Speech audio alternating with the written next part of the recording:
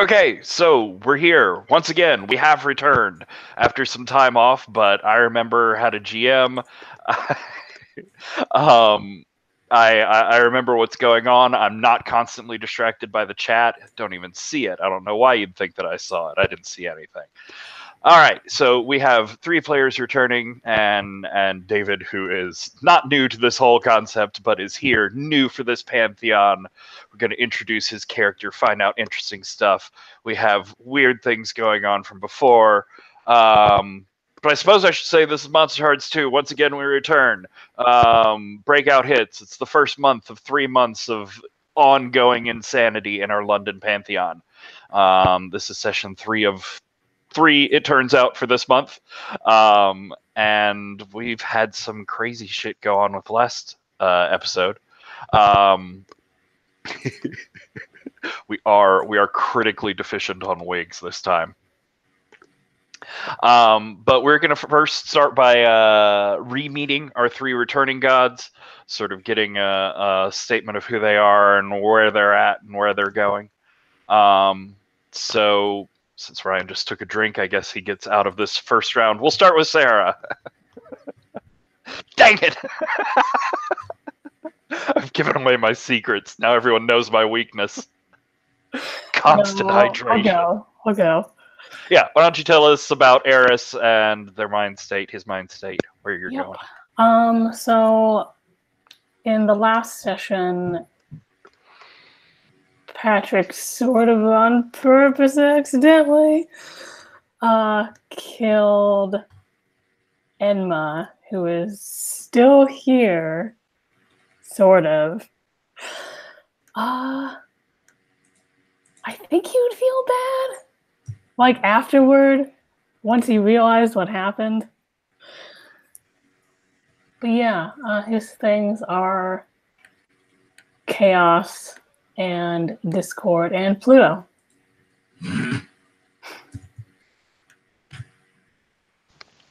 So yeah, I think it'll sort of be interesting as we go forward and we hear from Alex about the current state of Enma. Like how much you hold yourself guilty and accountable for what happened, or how much you let yourself off the hook because, hey, there's still an Enma here, so how much harm could I really have done? I think that'll be an interesting space to sort of dig out and explore. Anything else about Eris for the moment? Well, if you've watched previous videos, you'll know about the church.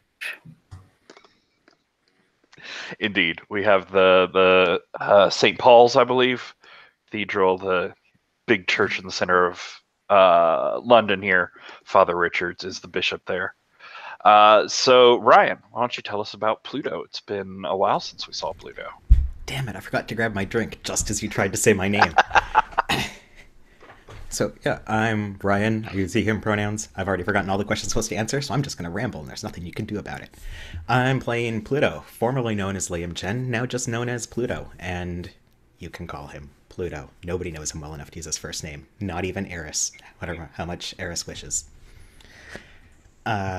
Purviews are underworld, underground, death, wealth. That's sort of why I was originally interested in the idea of playing Pluto, because he's just this syncretic god of everything underground. We don't know what's down there. It could be whatever. Pluto's in charge of it. Forget it. Basically, the super goth dude. Got mirror shades and a load jacket, and think I'm better than all of you, because I'm the unicorn and that's what I do. And when last we saw him, I was trying to break up fights between Eris and Enma, which clearly I ended it once and for all, and they didn't murder each other behind my back while I was gone for the last couple times. Yeah, problem solved, man. And my god took over, and then I disappeared for a while, so I don't know what came from that. Okay, yeah. So there's a little bit of stuff to figure out there. One, just given sly statements from Eris there, how does Pluto feel about Eris? How does Pluto think about Eris? Does Pluto think about Eris much? It's complicated.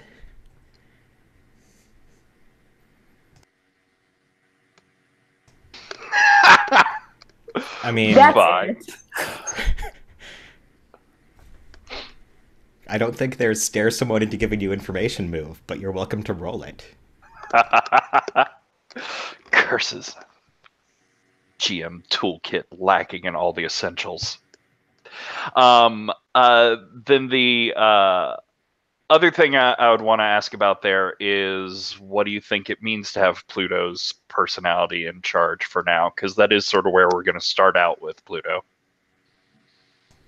So Pluto is the Lord of the Dead, and we are all the dead right now. So clearly, Pluto should just be in charge of the pantheon.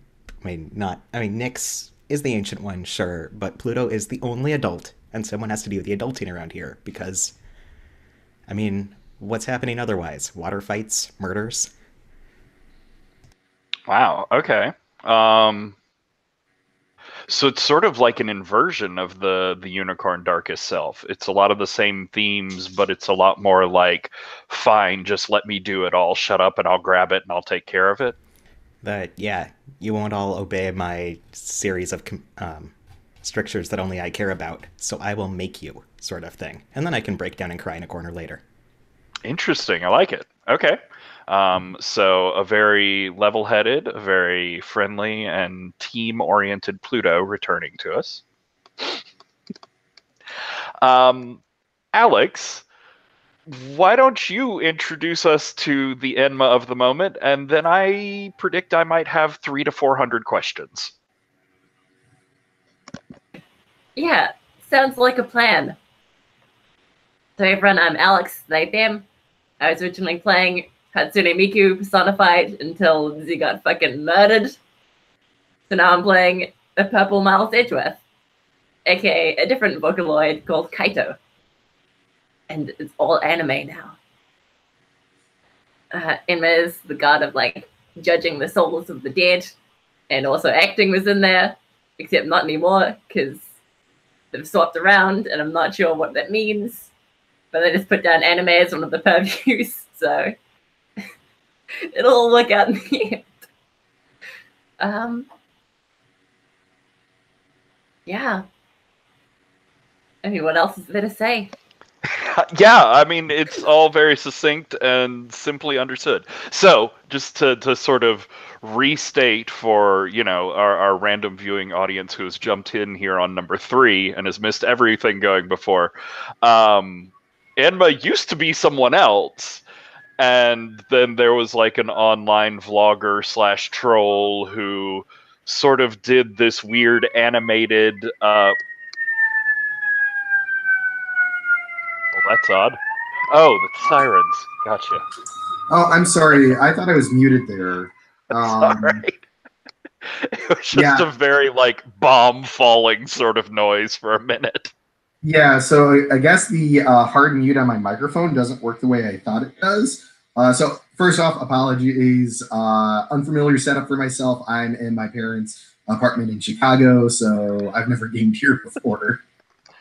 We'll probably forgive you, but just this once. Anything else, and man, you're out of here.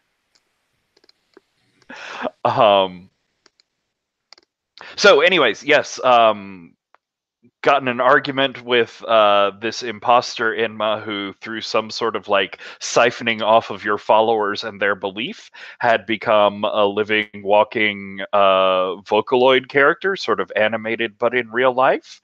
And in the middle of your argument, in the center of the Pantheon, Enma Prime got fucking punched to death by an Eris out of the ceiling. Eris was really upset and sort of screamy and just had to take his aggression out somewhere. And so it was Enma who, yes, with his foot, who exploded into a lot of anime sparkles, but it was okay because one true Enma, formerly London Life, formerly some vlogger in a basement somewhere, come out to the world, took on the mantle and power of Enma, and, it's basically all the same, right? Yeah, the one difference is, other than the rest of these, flukes, I was meant to be here. Because, I got here in my own power, but... So, one true Enma, I would take it, would, view original Enma as just, carrying the power that you were meant to have until you got here?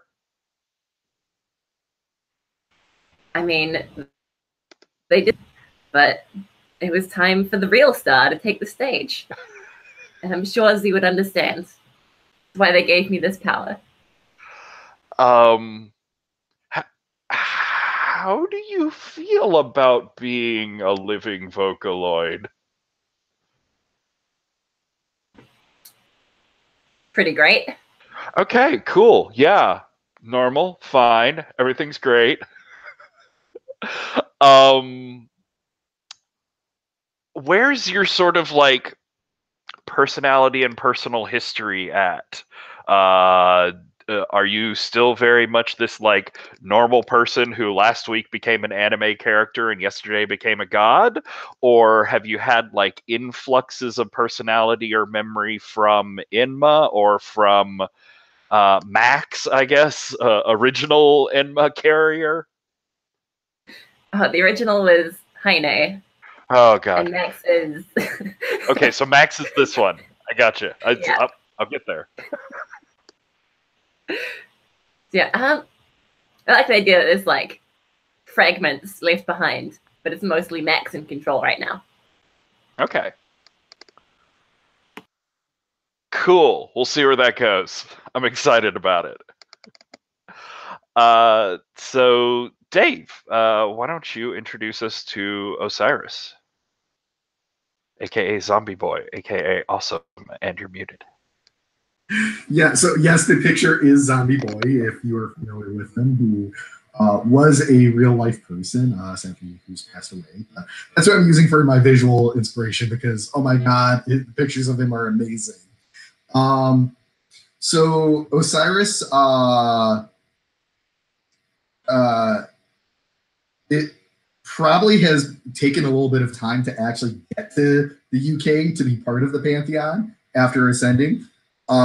He's from the United States and has been very, very upfront and very exposed, giving to interviews to just about anyone who asks, pulling gigs to just about anyone who asks. His gigs are musical comedy. And things that if you've read any of his interviews, you probably know he was raised in a cult. No, they didn't know that he was going to be a god. It was just, hey, his mom joined a cult and he was a kid in a cult, and it is awkward. What was the like theological elevator pitch of the cult? So I think it was somebody who was definitely taking information from the Resurgence and like saying, no, I'm the embodiment of Hera. And like cutting out details like dying every 2 years, having this, like having these powers, like, you know, basically altering the facts to be a, you know, to collect people in, you know, in a cult from that, which my character was excommunicated from as a teenager. Otherwise, he is, I'm playing the Dragon Playbook, which is known for being hot and very bad at cold. So, yes. And otherwise, he is the god of, he's the god Osiris, as for short, which is about life and death and flooding. But oddly enough, has nothing to do with judgment because there's a bazillion Egyptian gods of death, and you know the ones who judge are other people. So, so is there a particular like myth or theme from Osiris that sort of drew you into it? I mean, I also it kind of just came together with the character concept. Somebody who is a big deal, who like everybody wants something from, but honestly, like the Osiris myth is he was the king of the he was the, you know, god who ruled the world until his brother just said, "Fuck that, I'm gonna kill you." And he's like, oh shit, now I'm dead. My wife brings me back to life, kind of. So I guess I'll rule the underworld while my son takes over the world itself again. So he's basically, Cyrus is basically like, he has all of this authority, but no actual, like, he never actually is seen like doing anything. So yeah. And what sort of drew you to the dragon playbook there? Honestly, the core move is just so fantastic.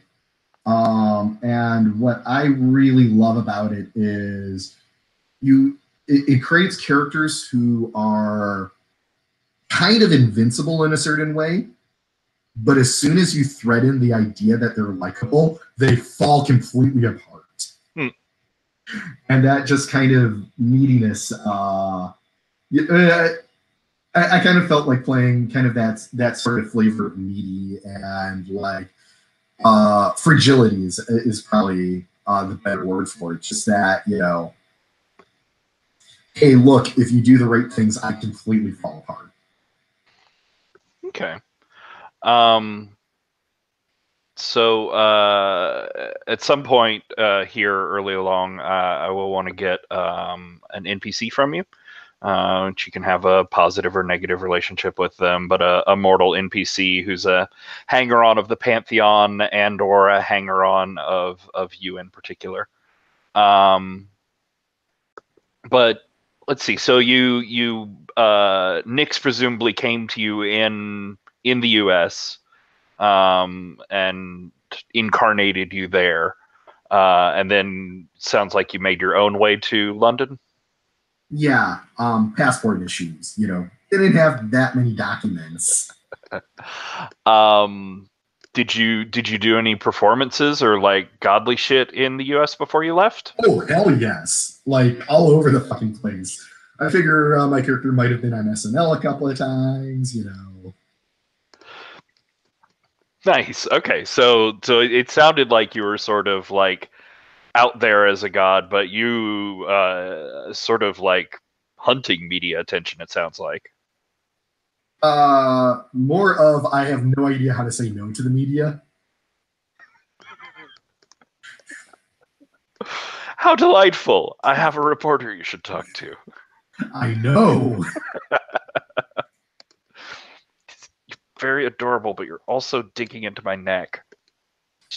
Feet back. Okay, cool. Sorry. Cat adjustments. So yeah, do you have an idea for an NPC right now, or do you want to take some more time with that? Honestly, so my initial ideas of how I was going to integrate into the group were based on stuff going on with Maria's character. So yeah, I don't really know right now. I do have to choose a new best friend or crush to give 2 strings on. Let's make this easy and give it to Enma, because that sounds interesting if I have a crush on Enma. Okay, how does strings go there? 2 strings to them, and then I get a string on everyone. And what's your string on everyone for? According to the playbook, it is back to it. Normally, I have everything set up the way I want it. So it is people want to be seen with me, gain 1 string on every main character. I altered it to people like me, right? Okay, but you're like a media draw. You're a good person to have around as sort of a +1. You people enjoy being in your company, that sort of stuff. Yeah, I'm kind of a people pleaser. I have a question for Oz. Yeah. Which Ryan just put in the chat. Is which Enma did you have a crush on? Yes.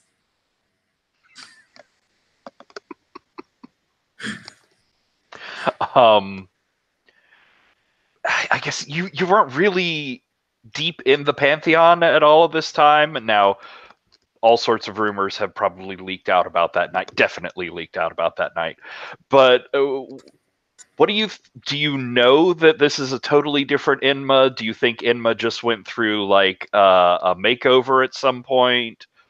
I think people are talking about like what happened to this Enma versus that Enma, and my character just he doesn't judge. It's Enma. Cool. You just dig the whole aesthetic. Yeah, it's like you're super colorful, god of death. I'm super pale, god of death. Does anybody else, looking at your playbooks, does anybody else have a like take strings on everybody background or give strings to everybody background?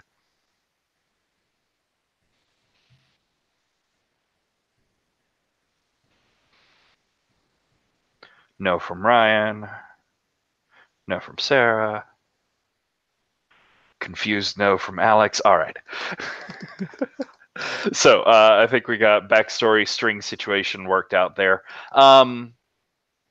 In general, like how do you think you arrived / announced yourself to the Pantheon? Was it a surprise? Did you set up a big public gig? Like, how did you try and ingratiate yourself into this group, or integrate yourself into this group? I could see the game like at the beginning of the game. My character is arriving via ghost train.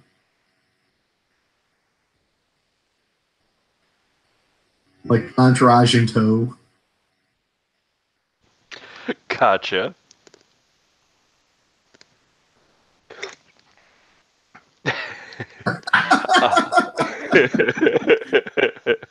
Enemy. Oh God. So let's just go around the table real quick, and obviously there's much more to see from Oz, but first impressions here. Sarah, what are your feelings on, or I suppose Eris, what are your feelings on Osiris? I don't think he likes that he's bringing so many people, but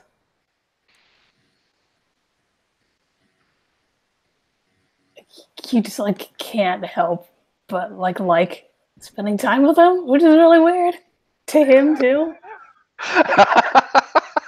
So it's like, I hate you, but you're cool, but I hate you. But you're pretty cool. Love it. And I'll say that on the NPC's part, Janus is a huge fan of you bringing more people, because Janus just wants bigger and bigger crowds and parties. So Ryan, what are Pluto's general feelings on New Edition? It was already too crowded in the underground, and now it's even more crowded. But Wow. maybe Enma will decide that there should be rivers through that space instead of mine. Like, really exclusionist there. I mean, I don't have any moves that say I'm your friend. I'm not here to make friends. I'm here to win. Pluto's going to win the Pantheon. And Alex, what are Enma's feelings about the newest arrival, no longer you? Oh, I mean, I'm always welcoming of new members to my little club. In fact, I'll even offer up my spot in the underground. Anything to make them feel welcome, as long as they increase my follow count. Wow. So you're like really going out of your way. I take it you can tell / know that Osiris is totally into you. But I mean, who would ever abuse that kind of information for their own popularity? What was that, Sarah?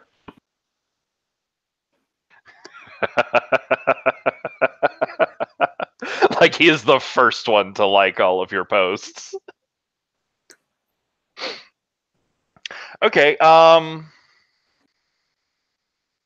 it's sort of early, but let's go ahead and take a break here. Give me a few minutes to think about Osiris and where to go forward. Which means that I've made the critical mistake of talking and saying the word break before I went and looked at songs. Okay. We'll fix this. I can do this. It's like you didn't even notice this. It's just nothing's going on. This totally normal pattern. It's not taking forever to find this. Okay, there we go.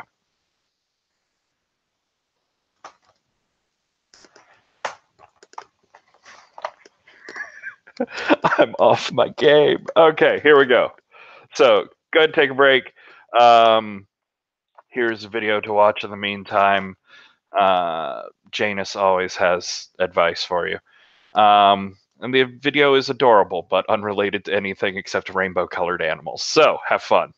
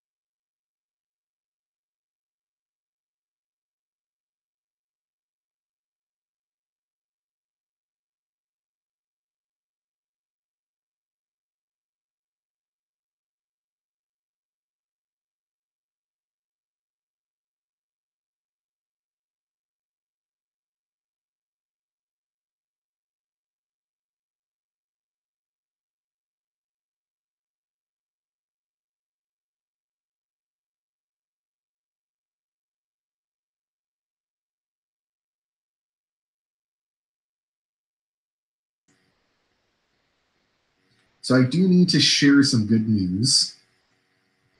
I was a runner-up in Golden Cobra, and I just found out tonight. That's super cool. Oh, congratulations. Thanks. Yeah, I'm excited. There were usually some really good writers submit to that, so getting a writer is super cool. That's awesome, and I know how much you were like worrying over and obsessing over getting that thing ready to send in.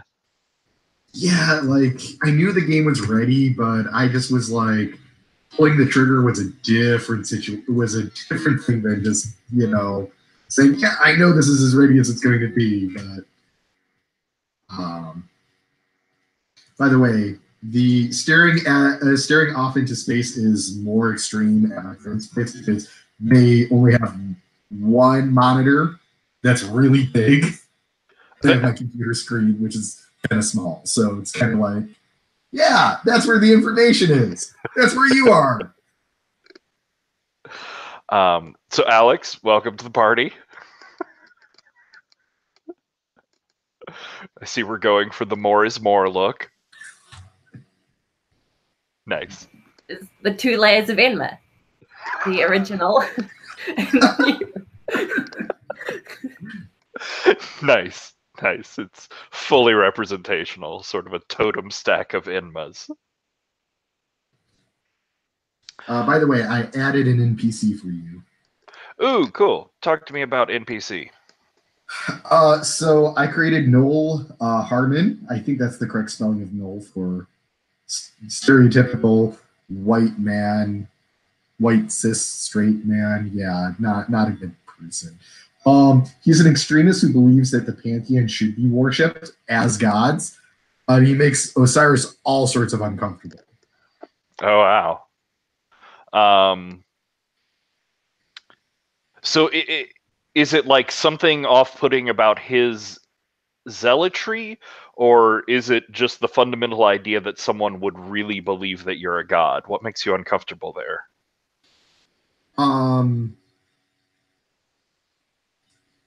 Both the intensity that this guy brings, as well as the concept of me being the focal point of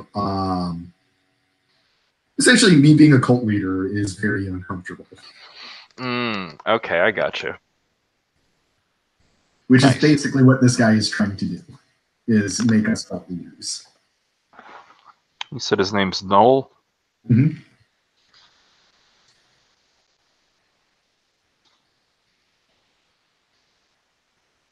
Cool. Thank you.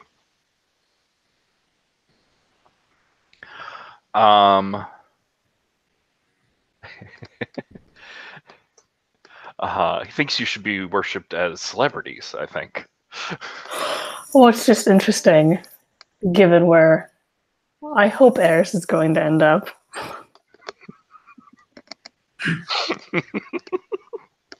Oh, God. Things are going to go great, you guys. Yeah, what could be wrong? These sound like really nice people that I'm about to meet, you know? Like, we're going to be family for the next couple of years, and friends, and, look, let's get along, Yeah, you should definitely trust them at every opportunity. I mean, why would they betray me? Why, indeed? So many different interesting reasons. Let's explore them. I think I'm going to go around and just get, like, scenes from people of where you would be. Sorry, let me start over. Going to go around and get, like, small individual scenes from people, either in some place that you see as your, like, place of power in the pantheon, and somewhere where you're sort of recentering after the insane events of, we'll say, a couple nights ago. Or if there's a particular NPC you want to get in a conversation with, we could see that. So, Alex, Enma, one true Enma. There have never been any others. What do you see?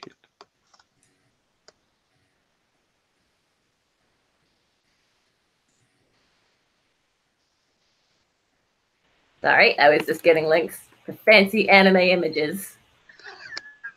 Love it. I'm always into more media. So I think we see Enma in the new clock tower at the very heights of the Pantheon, looking down upon everyone. Okay. So this is in the like underground station location, right? Yeah, except Enma's now moved out of the underground. Because, I mean, someone like me shouldn't be in the underground. I should be up high where everyone can see me. So we had sort of like this fractured, tessellated, random shapes of glass, modern art sort of construction above that got just fucking shattered in all of the mess the other night. So have you rebuilt and taken that over, or is the shattered tower still there and you're on top of it, or what does this look like? I mean, we can't forget our past and our roots. And also, I want to be that much higher. So I think I've built it on top of the old shattered area. Nice. I like how One True Enma really recognizes the strength of the anime tropes and being on the tallest and pointiest thing around. I mean, that's where the power is. Oh, yeah. Cool. So we've got this shining mechanical monstrosity / abstract sort of vision of a clock tower. What is Enma doing up there? Are you inside? Yeah, I think I am. What is Enma doing? I don't know. Do you think this is having a scene with an NPC moment, or do you think this is a like working through your emotions, trying to figure out how you feel about the world?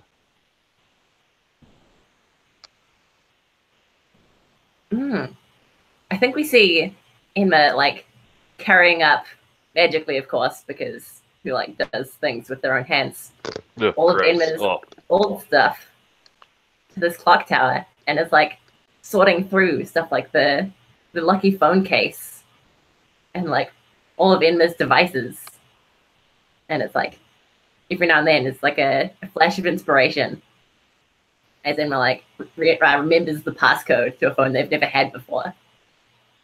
And it's like assimilating parts of the old Enma into the new day-to-day.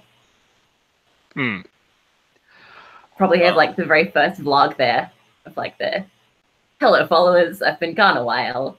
You know, here's what's been going on.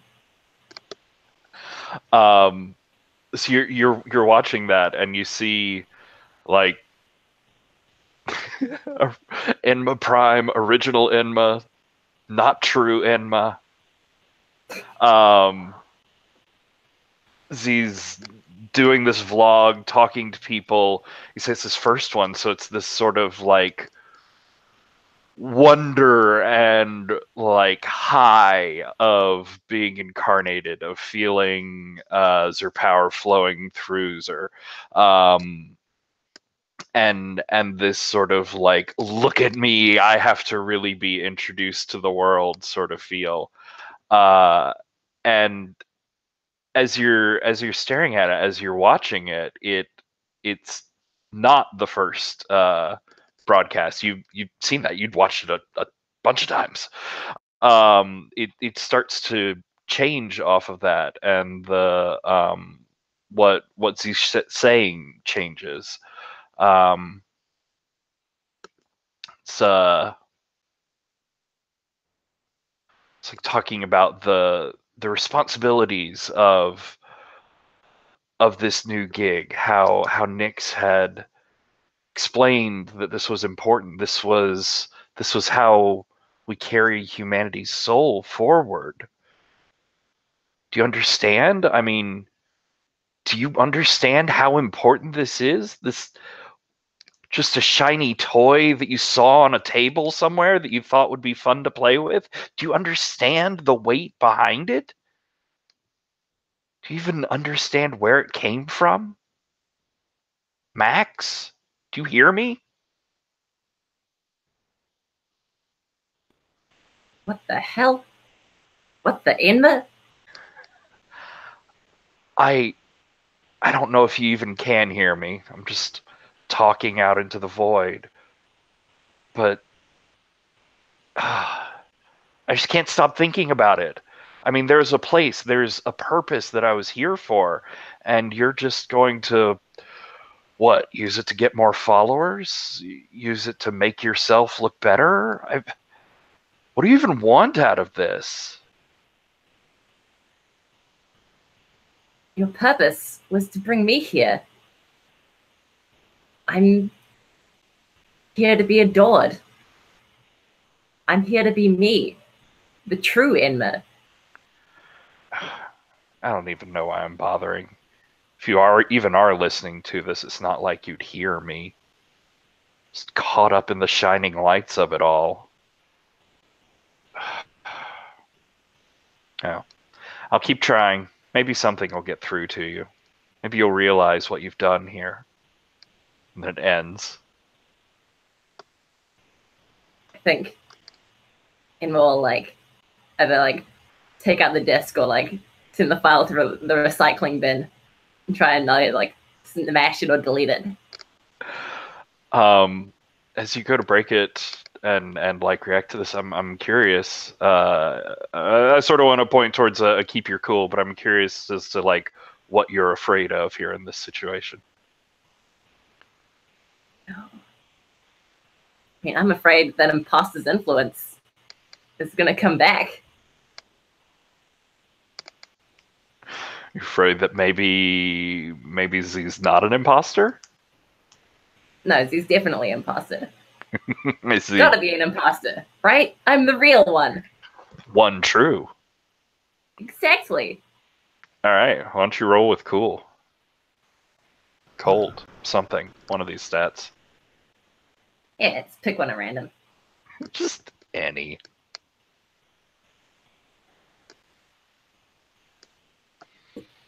I am bad at tabletop games. Give me a second while I get... That is not the right URL.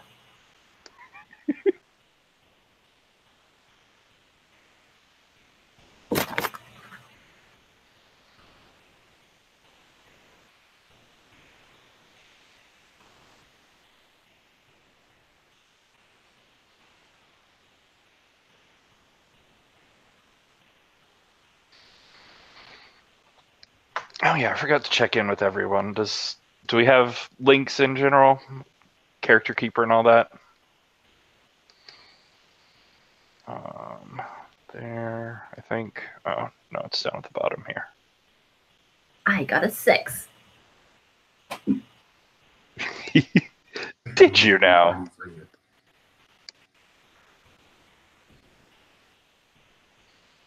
Sorry, I'm struggling with the fact that I know there was a roll link somewhere, and now it's gone away. At the bottom of the character sheet? Yeah, I got it for you, Patrick. Okay, cool. It's not showing up for me for some reason. Whatever.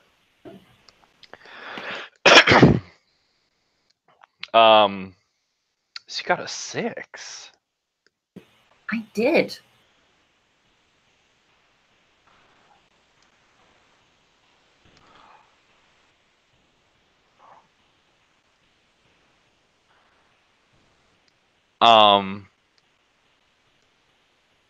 So I think as you go to break that disc, you can't quite bring yourself to. You're gonna slam it down. You're gonna crack it in half. But then, what was that? I mean, did you even... Maybe there's something weird in this gods and omens stuff that was not really recorded there, but it's something that you need to see, something that you need to investigate. And I think you are going to dig into more and more of those. You feel this obsession to watch back through all of these old vlog posts to see if Enma's talking to you, if Enma has anything more to share with you. And I think it's like 10 or 11 videos in where you've just been obsessively clicking next when your phone rings. And we're going to cut there. So, Eris, where do we see Eris? In the confessional booth. Oh, and Alex, make sure to get an XP for your miss there. So in the confessional booth at St. Paul's. Yep. Where'd you stash the priest? I kind of think they know it's me by now. And like, I think that they don't know, but they know. I would have had to knock a priest out though. Okay. He's out back in like that, that's like a grassy area. I like propped him up on a bench. So just out in a park, like across the road or something. Yep. Nice. Okay. Well, that's at least thoughtful. Didn't throw him in the corner this time. Oh, important question. I'm waiting. I'm interested. Do you think you're there alone, or is this Well, unless someone else is in the confessional booth with me, yes. There might be someone on the other side though. Yeah, I'm probably like listening to someone right now. okay? So I think it's a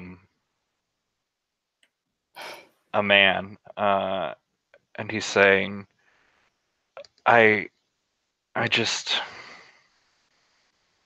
don't know how to approach this. I've always been a man of faith. It's always been central to my being. It's been a part of who I am, a part of my identity, and this whole recurrence thing, it can't be true, can it? But what if it is? What if the world's different than I thought it was? The gods, you mean? It's what they call themselves. That's what they seem to be. You don't believe in them? Believing in gods, or a god, has sort of been a central pillar of my life. I understand.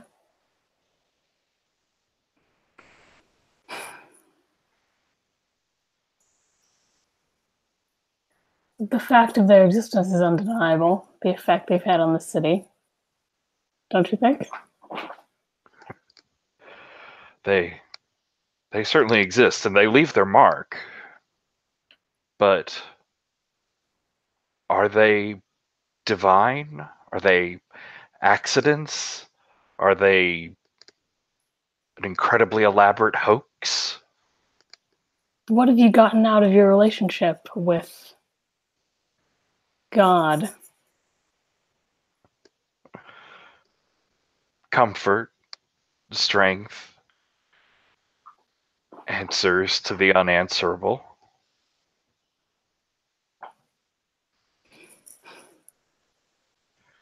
What would these Pantheon members have to offer? Not comfort, not strength. I don't know about answers to unanswerable questions. But I'll see what I can do.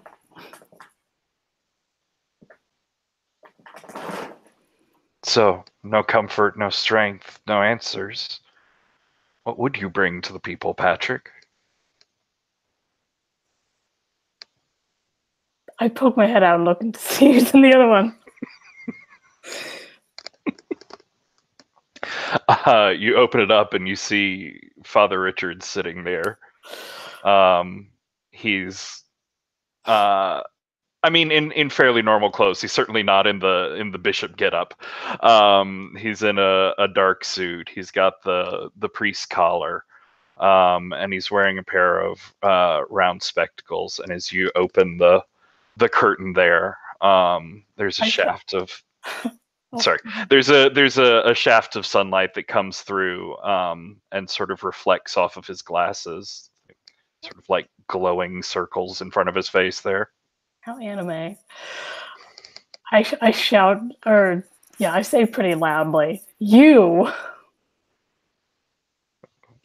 It is, not my church, but it is the church I preside over. Me.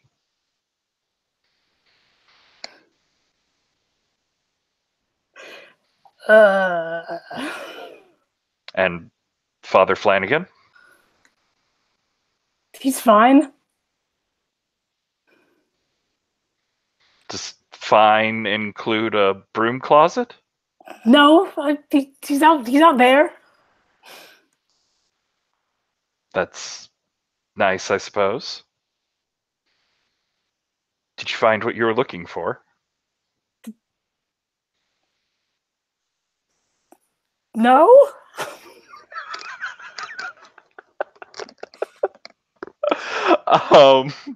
It sort of sounds like you're trying to keep your cool here. Yes. What are you afraid might happen in this situation? I mean, he's just a little old man in a confessional booth. Yeah, but he caught me out. I mean, the reason that Patrick does this is that like it makes him feel connected to people, even if it's completely one-sided. And I think he doesn't want to lose that. And like they can't keep him out, but they could make it more difficult. Interesting. Okay. Why don't you roll with cold? That is a 7 plus 2 is 9. Do you have any strings on Father Richards? I do not. No. He hasn't told me any secrets. I love the minus 999 on the Pope of London. The people. Oh, people of London. That's right. So yeah, I think I take a moment and like sort of try to gather myself together. And like it's still not great, but I start explaining to him that I really do care about these people. And like we're here to stay. For as long as we're here. And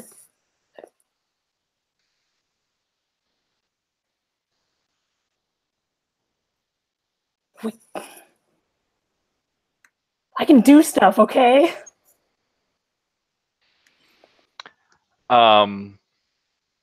So this can go well. This can go over smoothly. Can leave without any particular incident or him like declaring that you're banished from the church or forever or whatever. But you're gonna have to answer a question for him. Okay. And you're gonna have to answer it truthfully. Mm-hmm. Or you can keep it to yourself, and this scene's gonna turn sour.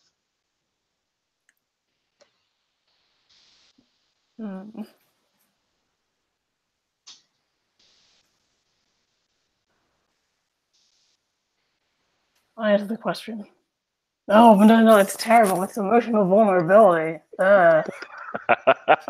That's basically my sex move.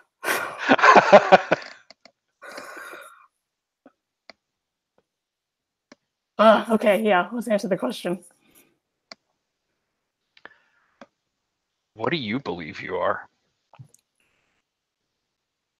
Do you believe you're a god? Do you believe you're a person anymore?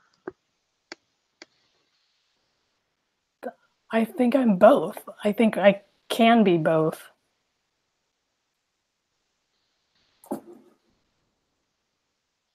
It's not one or the other when you're well matched.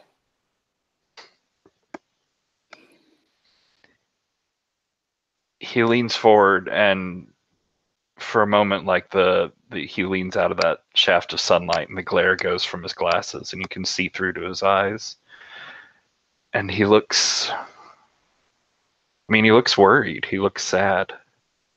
He says, "Child, that's such a precarious knife edge to balance on.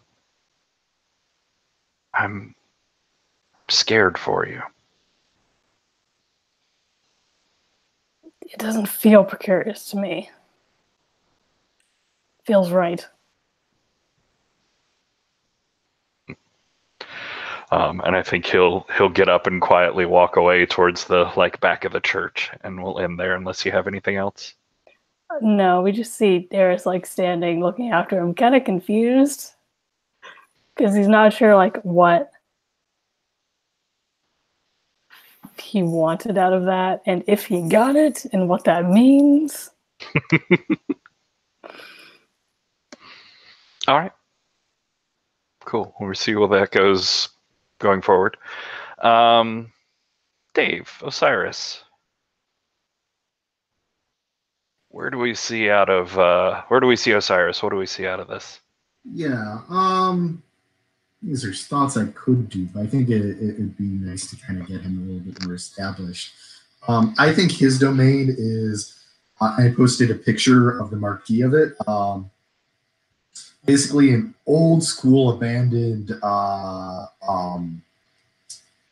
movie theater. And the thing is there's a copy of the marquee both in the underground and in actual London. Like kind of that old school fancy sort of marquee. I think the scene is basically, he's kind of getting settled in the theater, which basically means he's not actually doing anything. But there's a bunch of people who are like, oh, hey, apparently you can go to this theater and hang out with one of those Pantheon guys and he won't kick you out or be mean or anything. So there's a bunch of people drinking beers, eating pizza, doing drugs, shit like that. Yeah.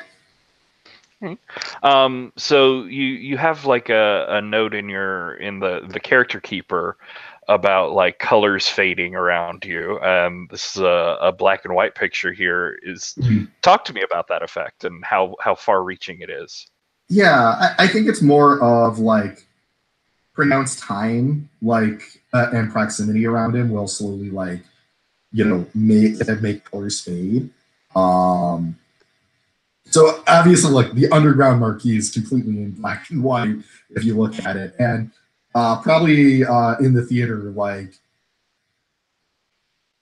gonna say the theater itself by now is completely in black and white now. None of the color has escaped him.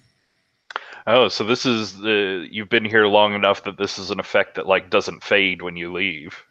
Yeah, I think since it's my space, it won't fade. That effect won't fade. Cool. So do you have anyone in particular that you want to interact with, or is this something by yourself? I have ideas too. I mean, I have an idea of who could show up, but I think given his nature and the fact that he's a new character, I'm going to let you kind of decide what's going to rain on his parade. I mean, rain on your parade, that's ridiculous. So you're there, you've got a bunch of people. Are y'all watching a movie or anything? Are you just hanging out? So there's actually movies being projected on every flat surface, even if there's not a visible projector anywhere, but no sound, so you just get that constant clicking of the projector sound. behind like any like talking or whatever going on. Interesting. So yeah, you and what sort of people are your hangers on? What do they look like? What is their sort of vibe? So I think that like basically Osiris being who he is, like he won't turn people away. So anyone who wants to show up, like even if it's just like, oh, free beer, is going to show up. I think his hardcore fans like actually do the like kind of insane posse sort of makeup thing, to do like the skull face sort of deal. Oh, I got you. Because to try to look like him. But Osiris obviously never asked for anyone to do that. Nice. It's like, oh, okay, you did that. Hey, pay attention to me. So I think you're hanging out there with people, and from like opposite sides of the room, from different doors at the same time, comes a Janus. Mhm. And they enter in the party, and like there's this, like some of the movies being thrown up on the wall, they're tinted in greens and purples now instead of just black and white. And you see there are people following them through the doors that aren't decked out in your normal monochromatic garb. They converge on you. They say, Oz, Osiris, it's great. It's wonderful to see you. We haven't been able to make it in here. We haven't been able to check out your scene. I like the feel. I like the crowd. Oh, yeah, I don't know. It's just kind of happened, and yeah, I'm a big fan, by the way. It's very obvious Osiris doesn't know who to look at when talking to him. And it like they keep, I'm not gonna like signify it, but they do keep passing back and forth between them as to who's talking. They say, yes, we caught some of your performances too before your trip, before you came over, before you joined us. They were interesting. I mean, I know I'm a little bit different, but I don't know. It's nice to be here again, I guess, better than, sleeping on the pile of dead bodies I used to. And like totally bad attempt at making a joke there. Yeah, well, difference good. Same is boring. We're very bored by some of the other Pantheon members around here. They don't seem to understand how to have a good time, how to have a party, how to have people around. They just want to lock themselves in sullen divine silence and contemplate the deeper mysteries of why they're sad and pathetic. You, though, Oh, you seem interesting. You seem like you're into a party. I mean, honestly, people just kind of showed up. And would you like some pizza? I could order sushi if you prefer. Maybe later, but don't you think you should be, I don't know, taking your talents out to the people, to the street, not hidden under here? Oh, one is I've got a gig tonight. Yeah, I've got a birthday party I'm playing at. A birthday party? Like a clown or a magician or a kids' TV show entertainer? Well, I mean, they said just do my thing. You sure they didn't say to show up in a Spider-Man costume? Do you think they would like that? No. No. Tell you what. You talk to the birthday person and tell them, here, meet you here at this address. We'll be there. We'll have crowds. It'll be a party. They'll never have seen anything like it. Trust me. Oh, I mean, is that, the tweet I got said, they were a big fan of mine and that it would mean the world, if I showed up and played at their birthday party and, at their address, I don't know, it's their birthday, I'm just gonna, do what they asked for. And by this point, Janus is on either side of you. And they're like running their hands over your head and sort of across your back, leaning in and saying, "But you're too big for private parties. You're too important for small gigs. You have to show the town how important you are." I don't know. I mean, do you remember being that age when your birthday party was the most important thing in the world? And how just the joy of having that one day be all about you and the cake and the presents and the fact that you knew that day revolves around you. And wouldn't you want to just relive that moment? I'm going to turn them on with this, like, kind of totally, like, sincere idea of, like, the quaint little, like child in them. Picket fence nostalgia. Yes, exactly. And that is a 9. And you have a thing with this, don't you? Yes. So I took the Kitsune move where when I turn someone on, they have to choose twice.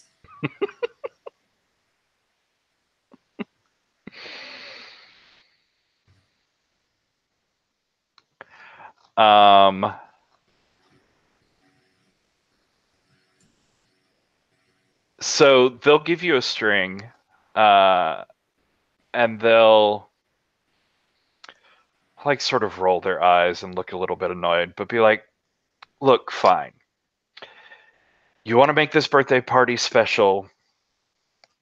We understand. We can hear subtext. We'll come with you.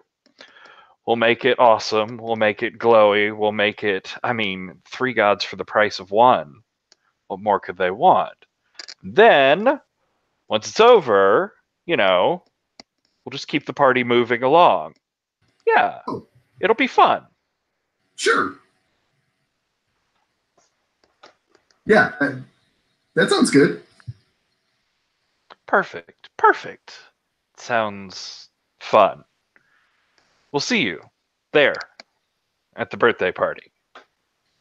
Yeah. I like rip off a piece of paper with the with the kid's address.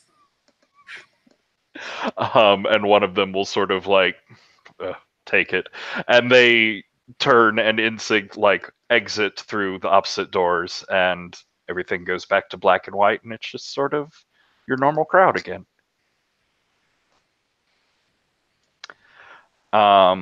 So Pluto, where do we see you? I mean, I guess the real question is Pluto still in control now, like 2 months plus later? Or have I come back to myself? That's up to you. The definitive I'll tell you right now is Pluto's in control now. So has he been in control for a couple of months, or has this been a like recent return of Pluto? And if so, what caused that? Cool. I'm cool with Pluto just have suddenly taken over. I just figured if it had to be in the flood, the attacking people with rivers scene, then did I need to stay Pluto for months and months? No. Cool. Okay. So what do you think set it off this time? I think probably the fact that Enma gifted part of the underground to Osiris, and Osiris promptly rejected it, so that stuff is mine now. Everything's mine. Everyone is mine.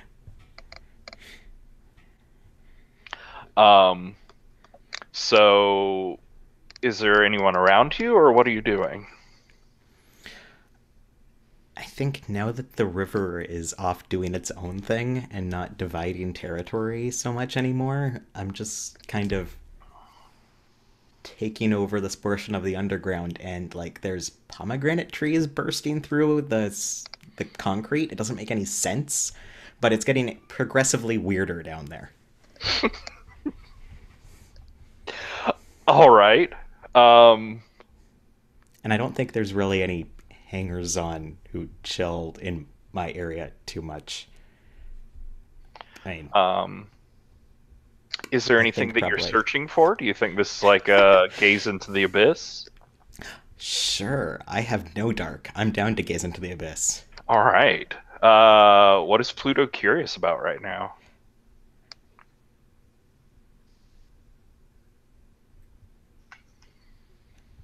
Probably, how do I bring all of these petulant children into some semblance of a pantheon? Beautiful. So why don't you roll with dark? So that's an 8. Ooh, that's pretty good. Um, so that's confusing and alarming. Yay! My favorite kind of visions. It goes, but you get your answer nonetheless. Um,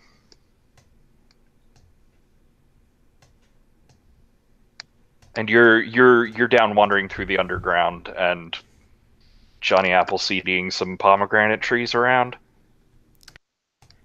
Probably, yeah, only I think Pluto as Pluto has less of the raggedy Tradgroth look and more, Alexander McQueen, that suit where it's all black with like white butterfly outlines. I'll paste a picture in the chat or something with like a pomegranate blossom through the buttonhole, where it's that kind of big fluffy red with white tinged bloom, and it's just incredibly extra. And winkle Sounds pickers and stuff, amazing. not the raggedy jeans, like actually slacks. Love it. Um, so you've planted these trees, and you're turning back to look over them, and one of the oh, that is awesome. It's the best suit, so.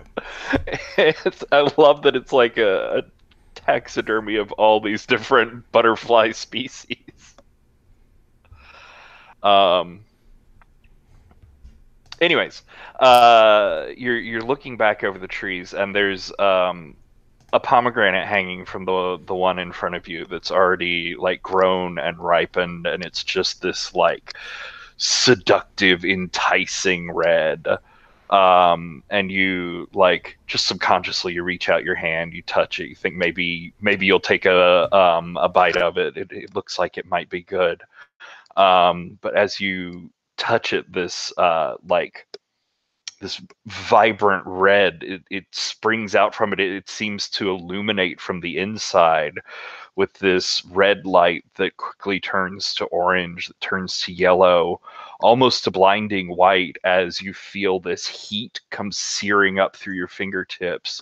You sort of back away, and you see these pomegranates on all these different trees that are lighting up like infernos, like small suns hanging off of these trees, these bushes, and stumble backwards, I think, covering your eyes against this glare. And you're blinking against the sort of like rainbow after images as you lower your arm and see that the light's gone out. It's just the underground. It's just normal. But as you're blinking, there's a figure in front of you. Um, it's not someone you recognize at first. But then you hear Nyx's voice, and you feel her hand on your arm saying, Pluto, Pluto, are you in there? You have to hear me. You have to come out of that. Are you in there? You blink, and as the like glare is fading from your eyes, you see her there, and she does not look like Nyx that you've seen before. What? But this is a totally different Nyx. Surely there's nothing at all sinister about this ancient one. This one's probably the good one. Um,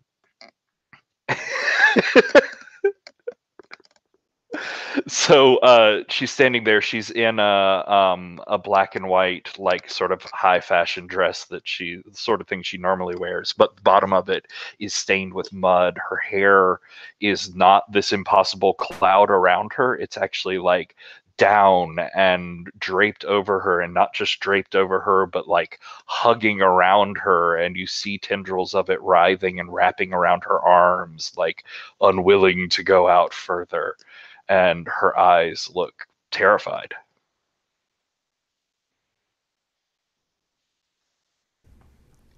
Wait, what's wrong? You're here. You're back. Yeah, I think the mirror shades, which have somehow turned into like much classier mirror shades. I'm not sure what that would look like. Nice. They're still there, tipped down, and there's not even regular Pluto eyes, but just Liam eyes looking back at her. Like he's sort of snapped to himself somehow. Maybe only briefly. I don't know. Good. Good. I thought he had gotten to you. I thought he'd taken you. But you're here. It's not too late. You have to help me. It's cracked. It's broken. I've been eclipsing him for so long, and it's sorry. I'm just, there are signs, there are sigils, there are omens in the air that a prison is breaking, a force, destruction of this world, destruction of us. It's coming for us.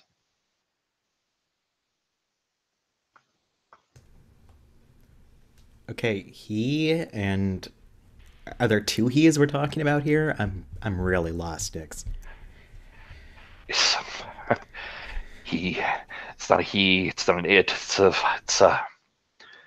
we. It's an us. I've been trying to guide you. I've been trying to guide all of you for so long, because humanity, it's better when it follows its artistic impulses. It's better when people follow their creative muse. Humanity's too prone to being locked up in numbers and gears and calculations and charts. It's not the way that things should be. But it's the way he would have things.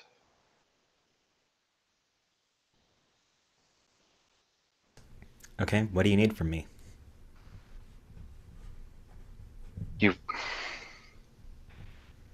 He, as far as I can tell, he must be alone. He can't have found anyone yet. But we're a group. We as a pantheon, we could stand up to him. Me and all of you children, but you have to convince them. You have to talk to them. You have to convince them that this is a danger to all of us, that this is a danger to everyone. Not just you, children, but the mortals. The world, humanity's history.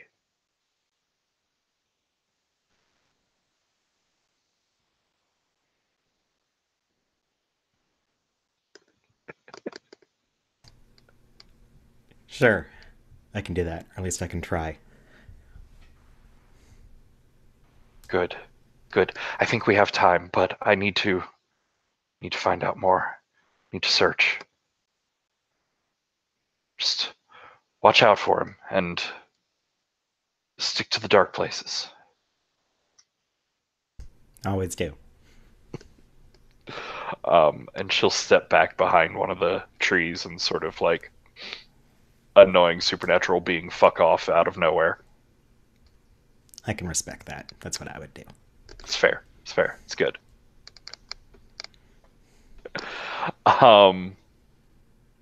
So yeah, where would you go from that? What would you do with that?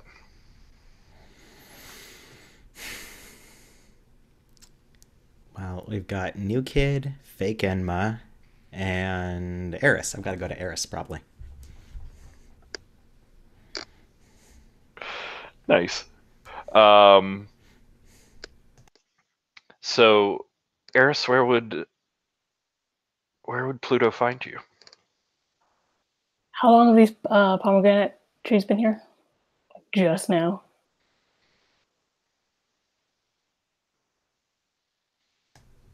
Because I still live down here. Sure, that they've probably been like amassing, but they're starting to encroach into your area just now. As my idea of underground, it's a bit too expansive. Or maybe actually, I think probably shoots have been trying to come up for a while. If that's cool with you, like just persistent pomegranate weed saplings. I don't know. Whichever Yeah, I'd probably let them come up. Aw. Just like, I don't know, where would I sleep? Do I sleep in the trees now? Right, it doesn't have to be that thick. Just All right, so they instead just of mold, you've got a case of pomegranates. Okay, so in my space, it's just getting progressively smaller. But yeah, I'm in the kitchen. The communal kitchen. Having a bowl of cereal.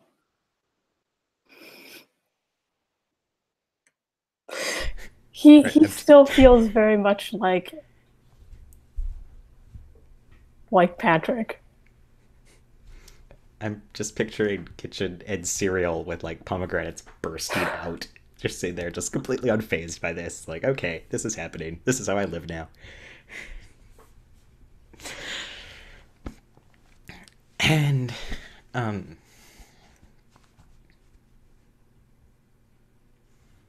did we ever establish how you go out of your god self? Person Patrick, not character Patrick? Like, am I still my god self, or have I snapped out of it?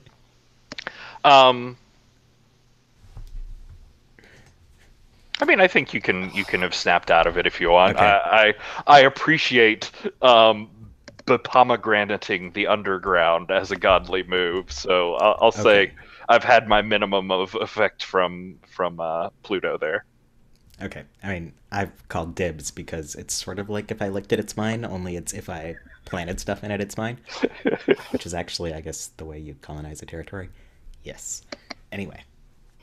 Dibs. These are just future flags. Yes. My flag is red and gets on everything. So, yeah. Pluto is going to come in still in that suit, except that now it's like getting more frayed at the elbows and knees and stuff, sort of like his tendency to wear kind of raggedy stuff is just wearing off on it.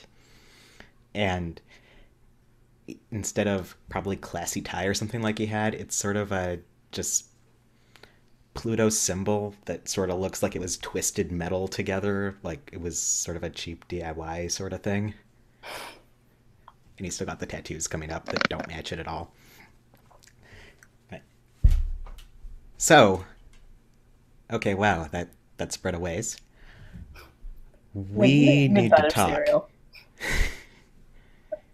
Look of panic, because when you say that to someone... Yeah, so Nyx has something chained up, or something wasn't very clear, and it's gonna get loose unless we manage to get everyone to start acting like a pantheon instead of a bunch of... Okay, I don't not even know that what's kind gone of talk. on. What kind of talk did you think? Nothing. Yes. Okay, weird. Are you trying to keep your cool there, Eris?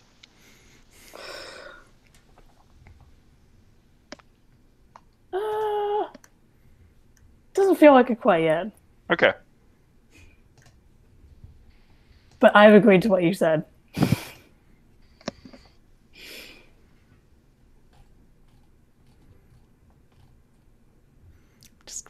refreshing my idea of my grasp on my moves. Okay, none of them apply.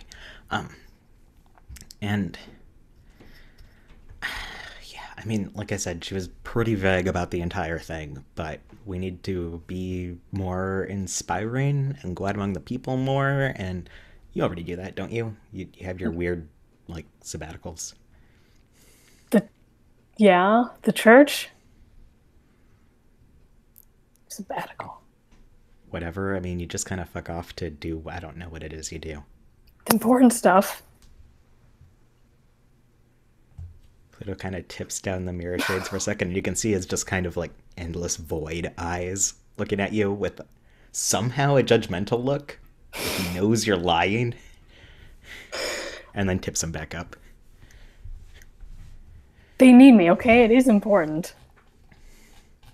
Oh, that's probably what she meant then. I mean, if it's helping people.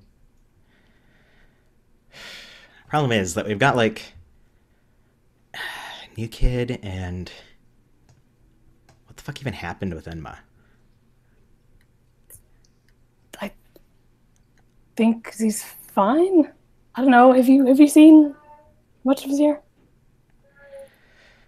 No, except that, yeah, he's clearly not hanging out down here anymore. Or maybe he's allergic to pomegranates or something and just fucked up. I don't know. No, well, that tower wasn't there a couple days ago. Yes? I was hoping you knew the answer to that, because my sense of time has been a little fuzzy. Okay, that tower wasn't there a couple days ago. Okay. I haven't seen Zir much. You can go talk to Zir. And he takes his bowl of cereal and walks out of the room. I would like to roll to run away. Oh my goodness. You grab your cereal and run away dramatically. Yeah, why don't you give me a roll? Volatile, I believe. Mm.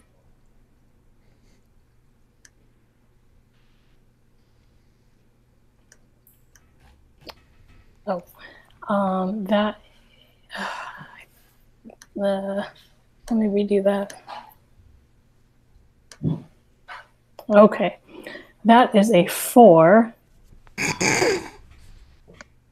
Plus Wow. 1 is still only 5. Well, the good news is that you get an experience. So, yay. And yeah, I'm gonna go ahead and give you a string on Eris Pluto. And you see as he's going to leave, like, you know that if this pantheon is going to be a pantheon at all, the biggest rift and like stress point right now is between Eris and Enma. So how do you stop Eris from leaving?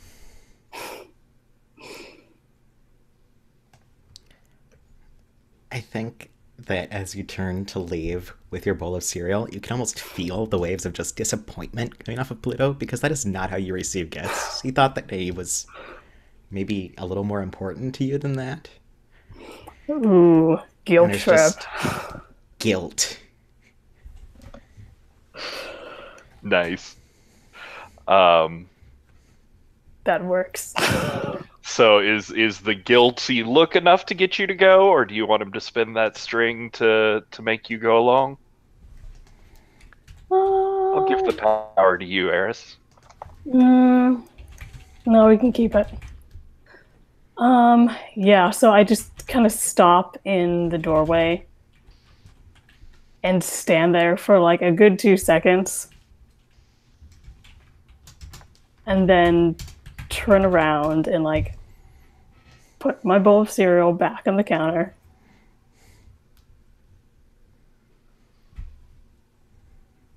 I don't want to go up there. Want to tell me why? What have you heard? Not a lot, because, unsurprisingly, I don't get paper delivery down here. And our Wi-Fi probably sucks. Yeah, there's just huge dead zones.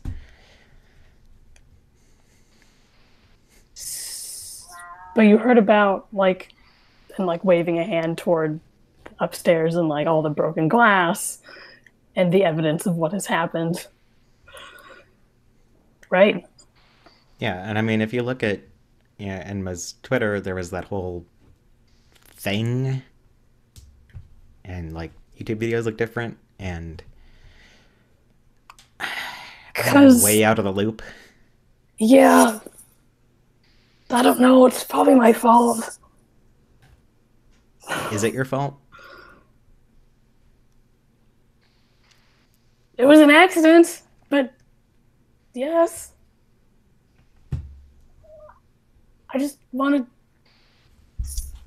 you to stop talking. Fuck, okay. I might have accidentally killed Zir. Sort of. But then two came back, and I think it was, yeah. So I could see several paths forward here, Pluto. I could see spending a string to try and get like the full truth as much as Eris understands out of him and go into this situation like sort of understanding what's going on. I could see you like forgiving / comforting and moving into a turn someone on, or I could see you judging / condoning and moving into a shut someone down. Do you see one of those, or do you see something else? I think it's got to be judging, because that is what I do best. Because I What am does just that stone sound cold. like?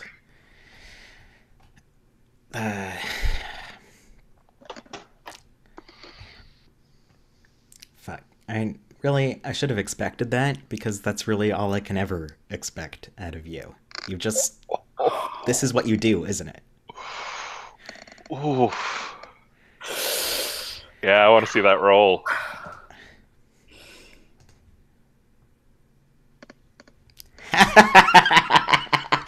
That's only a 7.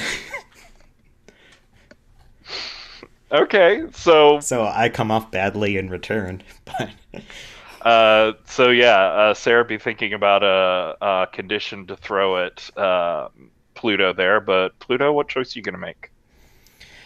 Oh heck, what are my choices again? Shut someone down.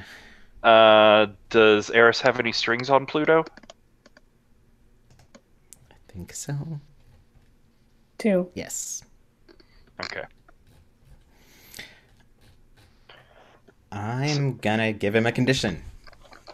Because he doesn't have enough already. He's a condition murderer. Apparently. I mean, it is now.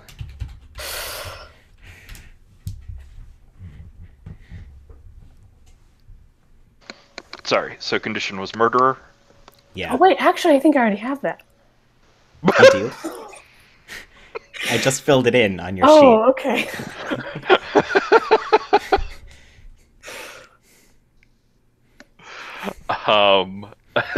What condition do you want to throw back at Pluto?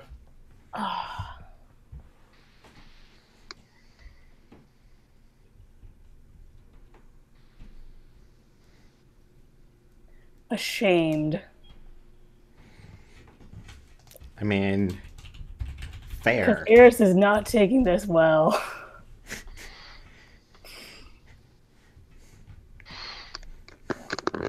All right.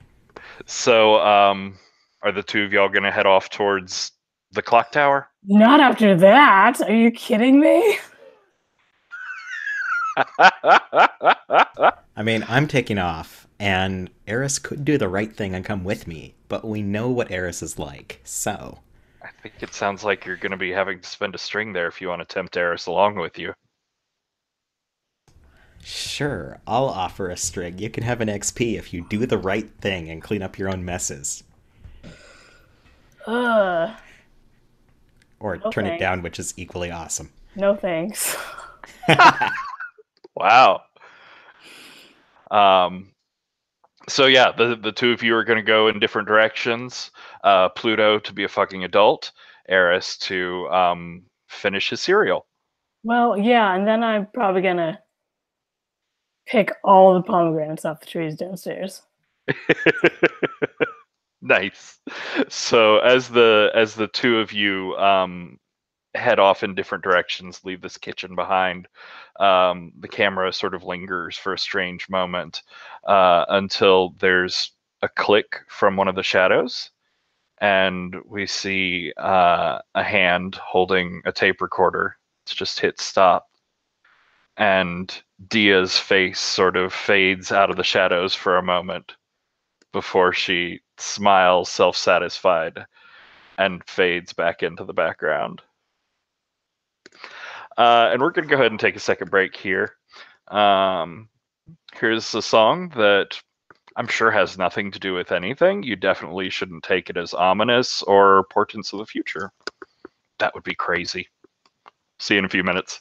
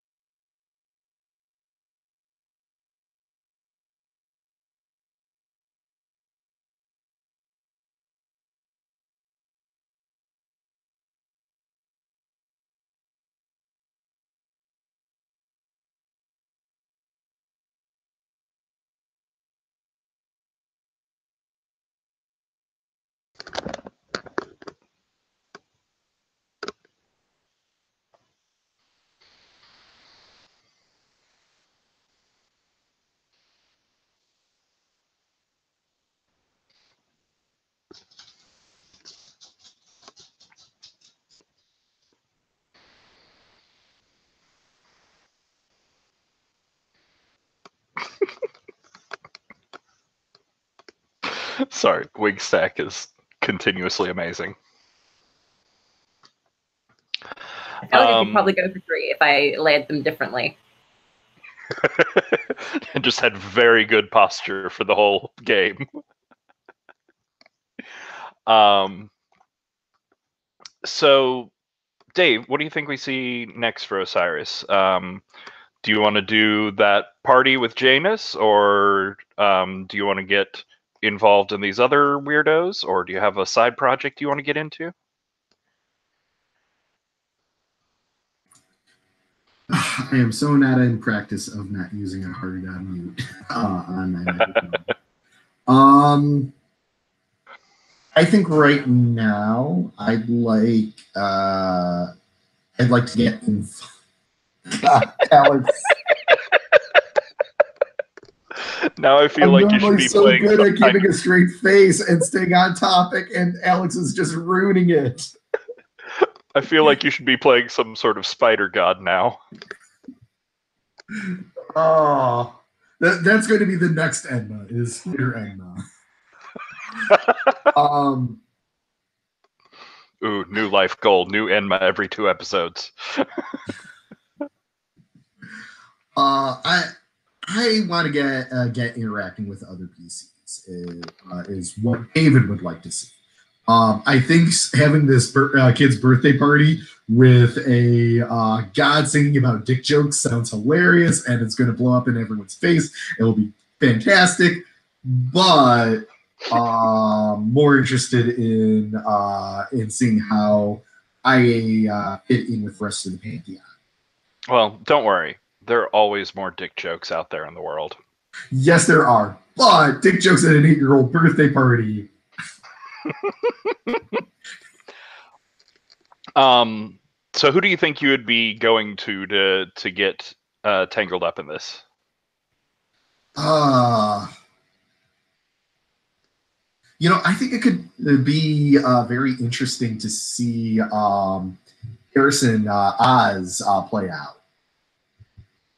Especially because Eris is all sorts of pissed. And let's see how that. I think that could be cool to see how that plays out. I don't know that pissed is quite right, but he's had a lot of hard questions today. I just assumed at some point you want to blow off steam, and that will turn into pissed. His birthday party. Okay, let's see how this goes. So yeah, Osiris, where do you think you find Eris? God damn it, names. Maybe this is right after that happened, and armful of pomegranates. Yeah, you get an armful throwing them on the pomegranates, and I've got a stack of pizzas and a case of beer in my hands, heading back to the theater. He is probably in a tree right now when you find him. Oh, hey. What do you want? Catch. Pomegranate. Totally drops the pizza, drops the beer. Oh no. Oh fuck. Now I have to get more. This one's still good. Tosses you a beer. I attempt to catch it. And not saying anything in particular, but just to lay it out there as fodder, Eris. I mean, this is what's supposed to be a member of the Pantheon who got sent on a pizza and beer run. For mortals. Continue. Just...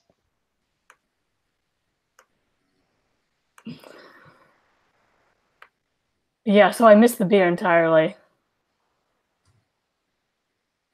Just crash against the dirt.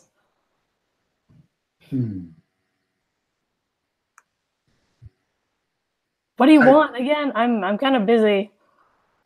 Well, I was just walking back to my place, but I don't know.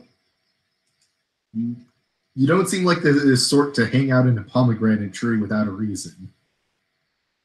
Pluto.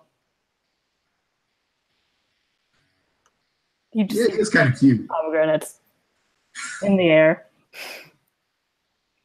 I am pitching them like baseballs down the corridors.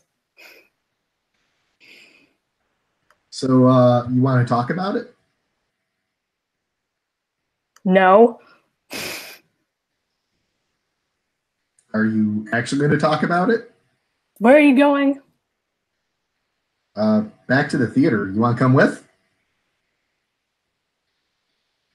Help me first. All these, they need to go be on the ground.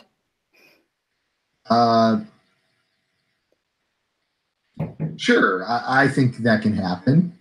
Yeah, I'm going to perform a miracle. Amazing.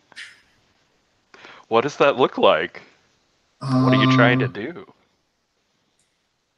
Oh, yeah. The pomegranates are just going to die and wilt and fall off the tree. All right. And what are you going to choose as consequences? Oh, another god's totally going to notice this.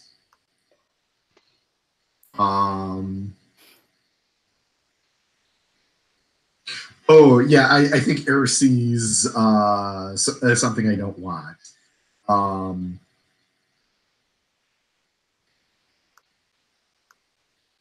Probably that I'm easy to goad into stuff.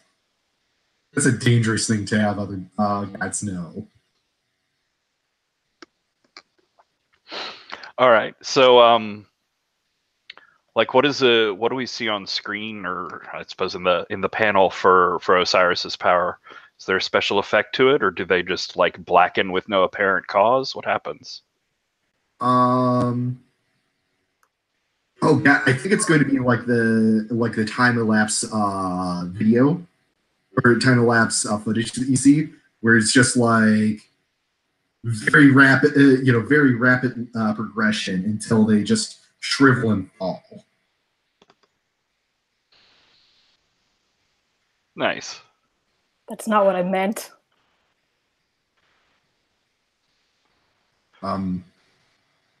Sorry. Let me get a hatchet. It's too late now. You already ruined it. So what's that? What'd you say, Sarah? It's too late. You already ruined it.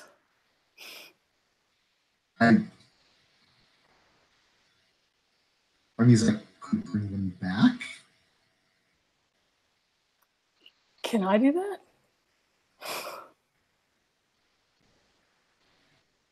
I don't know. Miracle to reverse what you just did. Well, I mean, it's kind of the life and death thing. You can perform a miracle to alter what he did. You can't straight up undo another miracle because, that was another player's move. But things don't have to stay as they are. Also, while you're thinking about that, Pluto, just wandering down the street or whatever, everything's normal. It's all fine. Things are being a little bit difficult today, but you've just got to go talk to Enma, talk Zur into a reconciliation speech with Eris. You also need to kick the ass of whoever is trying to usurp your title as Lord of the Underground, because someone else is trying to horn in on your Death Kingdom and prove that that they can piss further than you. You can go ahead and take a string on Osiris. Also, things are a little difficult every day. This is my life. It's just what I deal with. So, yeah, Eris.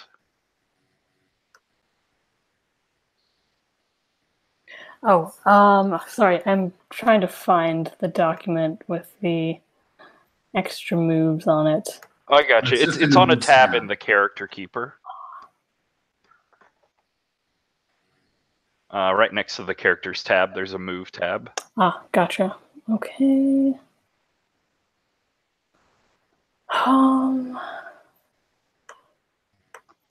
someone you care about gets hurt. Ooh. I'm gonna say because these are Pluto's trees, something goes wrong here. All this back and forth fucking around with them. So yeah, I think what happens, and this isn't quite what Eris means to happen, but the shriveled up pomegranate trees drop to the ground and like produce more tiny dwarf pomegranate trees that also produce tiny fruits. They're mini trees. And what's your second choice of miracle gonna be? Oh, it takes on life of its own. It sounds like that's kind of already happened. I mean, trust me, it can go further. We have a bouncing, giggling river, so things can always get weirder. Okay, yeah, let's go for that. Yeah, you see them like these new little ones grow up out of the withered remains of the other pomegranate bushes, and you see them start popping up like further and further afield, off into the darkness, off into the weird tunnels of the underground. And I mean, probably nothing weird is going to come from that. Oh, by the way, Pluto, walking down the street, thinking about the weight of your responsibilities, thinking about the impossibility of the tasks in front of you. I mean, go ahead and take 2 harm just for the fun of it. As people are not just challenging your supremacy of the underworld, but sort of fucking around with the embodiments of your soul and divine might. I mean, it's probably fine or whatever. Actively stabbing at my pomegranate heart. I feel this, Eris. No strings this time, but yeah, you definitely do feel Eris. Anyways, back underground. 2 of you are fucking around with pomegranate trees. I think now, literally, I think Osiris, to try to cheer Eris up, like goes to one of the bushes she made. She goes, "Hey, look, sorry I've been a little flaky recently. I'm just a little bushed." Eris does not appreciate that. I don't know. I feel like you're trying to cheer him up, turn him on a little bit, a little bad pun work, light puppetry. I'm game with that. Why don't you see exactly how charming you are? It's a 10. I'm pretty charming. Wow. So I get a string, and you have to choose 2 off the list. Okay, this is turn someone on. Yes. I choose 2? Yes, Yes. I remove that makes you choose 2. That is a lot of things. Okay, I promise something you think I want. It's something you think he wants. Which is obviously to go with him to the theater.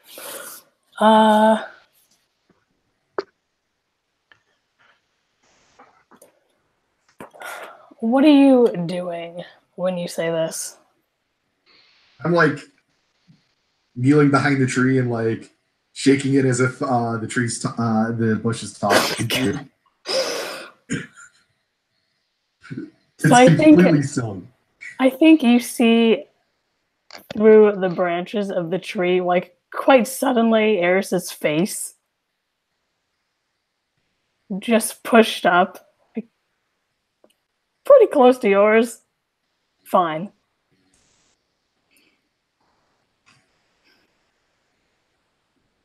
So you're coming to me with to the theater, and then what was the second thing?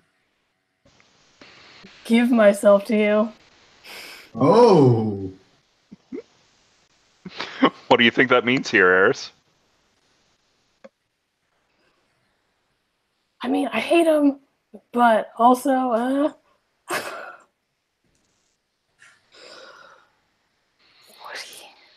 Are there weird magic pomegranate makeouts? yes. So Eris's face in the pomegranate trees, and then you feel just like a hand in your shirt, like just pulling you in. Nice. In the middle of Pluto's trees.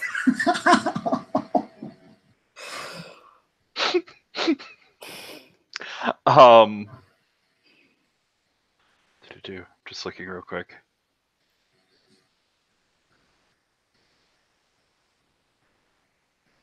I don't know. Do you think this goes far enough to trigger a sex move, whether it's sex or not? But do you think there's enough intimacy here to trigger that off? Not for me. No, just sort of. I have to tell him secrets.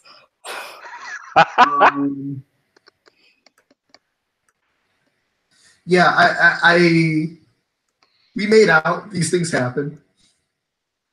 Makes sense. I don't think it's quite. It's probably just like one. Not quick, but hard kiss. Yeah. And then I just kind of like throw you back out of the trees. It's beautiful in its own strange and aggressive way. So, Enma, one true Enma, the one and only, never has been another Enma. Where do you think Pluto finds you? Are you still in the clock tower of weirdness, or have we moved somewhere else?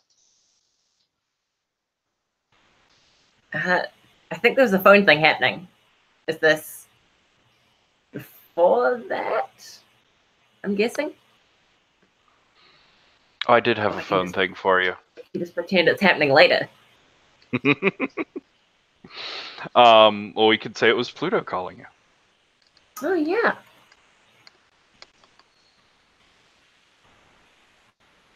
Up in my clock tower, I guess.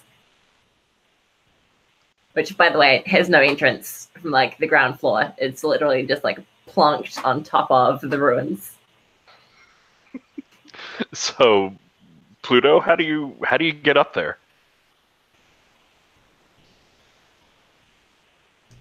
Probably like walk a full circuit of it looking for an entrance and then go, well, clearly the animator didn't care about people who were going to get into this thing. And I mean, it's at an angle. I'm going to try just walking straight up the thing because clearly that's what they want me to do. Maybe there's like a window or balcony you can get in. Yeah. Or just like bang on the clock face until someone opens it because there's got to be a way in. What's the point otherwise? So yeah, Edma, you know that Pluto is on his way over, and you hear a lot of like banging and slipping, and I imagine some cursing and some more banging and some tromping, good bit more cursing. Yeah, a steady stream of cursing, and about how this is just the worst day, and I hate everyone, and fuck you, and fuck your clock. We're gonna make the day even better. So like all the clocks slow down and then like stop ominously as one nearby like creaks open. And you can see like a dark hole inside. Is there smoke that leaks out? Definitely. Dry ass going always. Yep. Nice.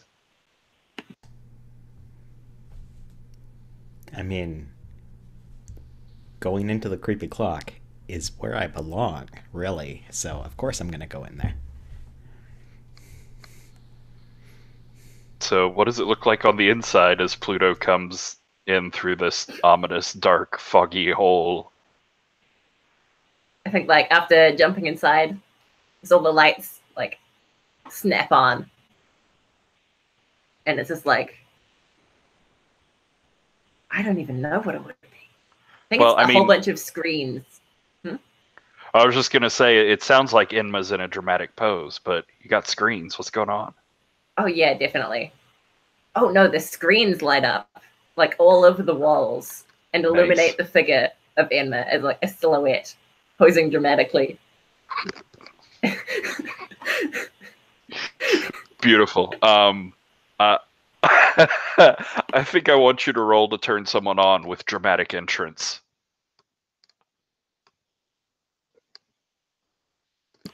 Dreams are real, kids. I mean, honestly, Pluto, when's the last time someone went to this much trouble just for an impression? Never. No one cares about their impression on me. No one. Not even Eris. That's a 10. Of course it is, because it was amazing. Okay, you got to give us that sparkle moment. The TVs light up, you're there in the middle, you're posed. What is that thing that really captures Pluto's heart? Oh man, I think it's like the slow turn and like cheeky grin and like a sparkle, a literal sparkle on the eye. Beautiful. God knows where that sound effect came from. So I believe you get a string, and Pluto's going to be making a choice. Yeah, and Pluto gets embarrassed and acts awkward because he came in stomping like righteous fury. This is Pluto gonna do stuff and punch you right in the clock face and I don't know what. And clearly you were waiting for him and did this awesome pose, and you can see him just kind of completely lose all of... I mean, the steam just goes out of him. He has no clue what's going on, and by now he's totally regressed into the kind of shabby Pluto thing. I mean, the blazer is no longer awesome Alexander McQueen. It's just like a black blazer with patches all over it. And, you know, Pluto symbols kind of etched all over and stuff. And the jeans have holes in them because they're not slacks anymore. They're just jeans. It's shabby boots. He just looks like Pluto, and he just looks completely taken aback by you. Do you say or stammer anything there, Pluto? Just like, what the fuck? Enma? So you have obviously had an effect, Enma. Like, this worked perfectly. Works every time. First time I've tried it, but works every time. 100% of the time, then. Yeah. So, yeah, what do you say? So, a fan wanted to see me.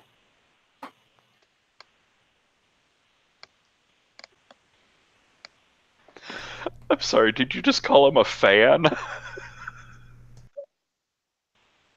What else would he be? Amazing. Okay, clearly you... Oh, that is a good question. Do you recognize me? Because you're not the old Enma.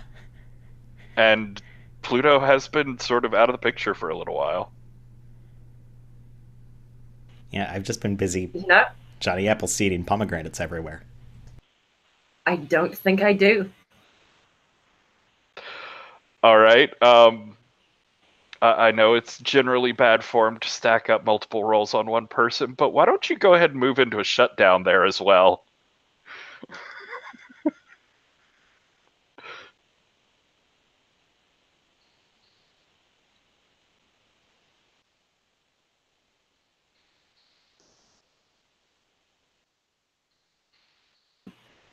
That is a 6, but I might immediately use that string to make it a 7.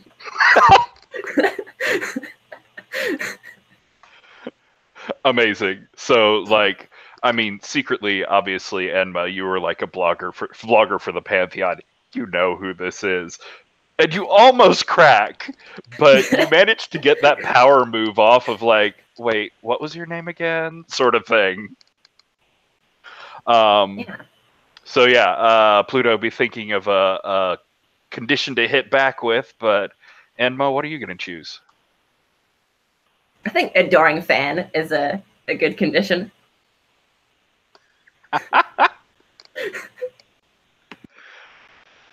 And Pluto? How dare you? Is that the condition? I mean, that would be an awesome condition, but I think just like capital letters fake is the condition that you get. Oh, beautiful. So we have stacks and stacks of conditions at this point. I will take this opportunity to point out the mechanical benefit of using people's conditions against them, or trying to come up with ways to like comfort your way out of having them. Both are interesting. But yeah, Pluto, we've had several moves rolled against you in a roll. got lots of reacting to do. How do you react? I'm going to immediately shut this fake Enma down by pointing out that the real Enma knows who I am and does not look like you. You need to appreciate me as the proper god that I am, your superior, your elder god, and listen to what I have to say without all of this ridiculous posing. So, yeah, I think Pluto clearly looks taken aback. Then is like, okay, no, down to business. I don't care who you were, but you're never going to be Enma. Wow. Are there any special effects that go along with this, or are you just, like, refusing to get into the deific bullshit with this Enma? I think special effects, the screens behind me just black out. Beautiful. Why don't you give that a roll? Oh dear, I'm gonna fail.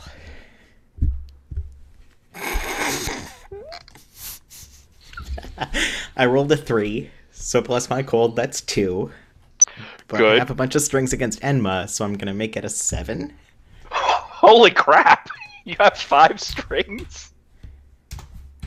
I mean, That I is- had a 5, and then I added 2 strings, so 7. Wow. I'm super cold. That is amazing. So yeah, that obviously wasn't enough, but there's some like dig that you pull out of your pocket, some previous interaction with whoever this is or Enma. What do you think it is? Like, what's the emotional leverage you're pulling on with those strings?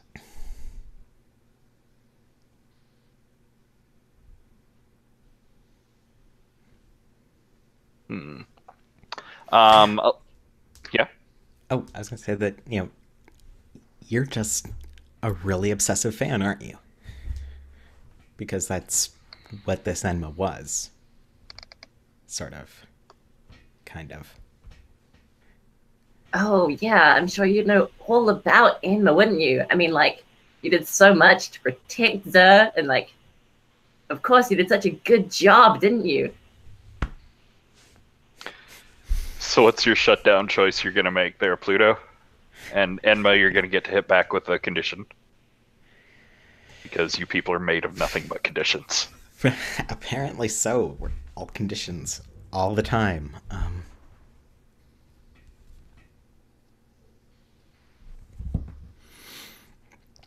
I'm gonna take one forward against Enma. Because of course I am. I mean, I you'll know, need wow. it because you are such a failure. No, it's so true. So this has gone beautifully. Your diplomatic forays could not be going better today. But down in the land where the pomegranates grow, where are the two of you going? It sounds like we're going back to my place. The theater. And there's a birthday party? Yeah.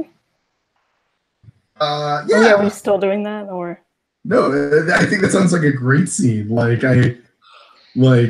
I drop off the pizza and beer and we head off to the birthday party. What could go wrong?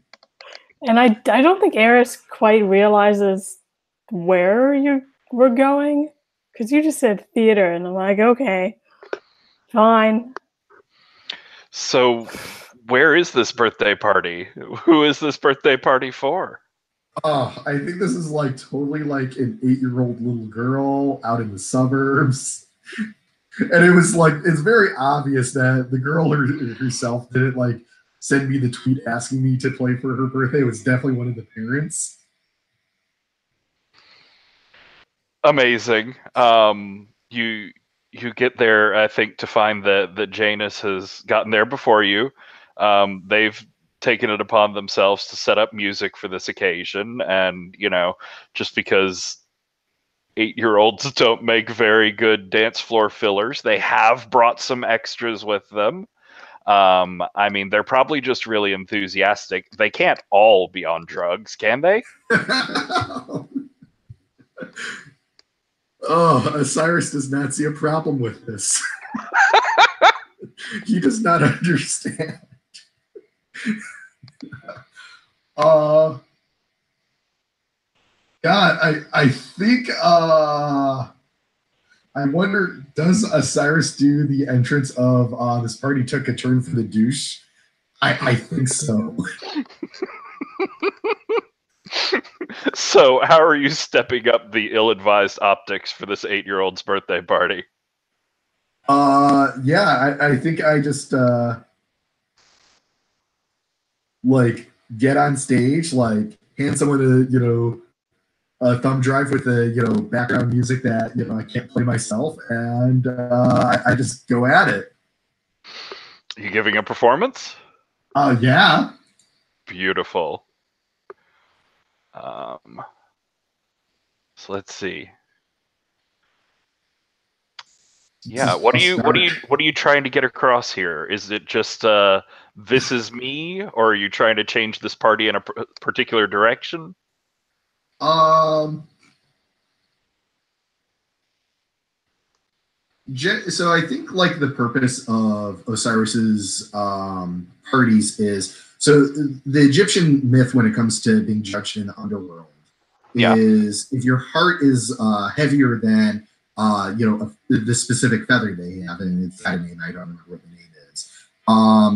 If your heart is heavier, then your soul gets eaten by whatever, I can't remember the name of the god, the power god, but that's not who Osiris is. So Osiris's whole thing is to get people to laugh at their burdens and like just kind of shed that weight off of their souls, so that their hearts are lighter when they die. So nice. Basically, it's like okay to laugh about the things that bother you. So you're teaching these 8-year-olds healthy coping mechanisms. Maybe. Some form of coping mechanism. Here's the terrifying thing. I rolled a 13. Ye gods. I'm very dark. All right. I'm very, very dark.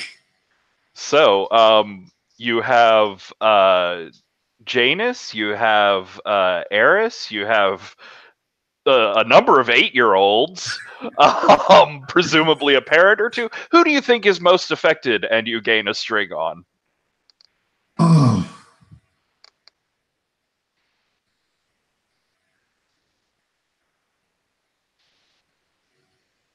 I'm going to make this interesting.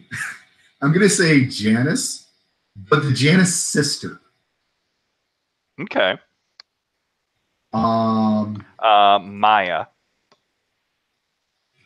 mean, I'm going to mark this string as Janice, but like, I think it'd be interesting, like, to kind of like see the two have a different experience with that. Cool. And then the other part is something blah blah words. Someone takes your message to an unexpected extreme. Tell us who and how. Here at this 8-year-old's birthday party. Do I be awful and say the birthday girl? We probably want to stay away from hurting children, but as long as you stick in that vein, yeah, what happens? You know what? No, I'm not feeling comfortable with that, with the directions that they take. I was like, okay. God, that sounds hilarious and awful, and here's where it could go. No, I don't like that. Don't worry, we're still traumatizing them psychologically, no matter what you do here. Yeah.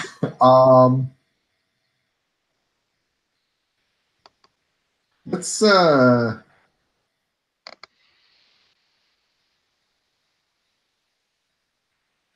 God, let's do the Janus brother.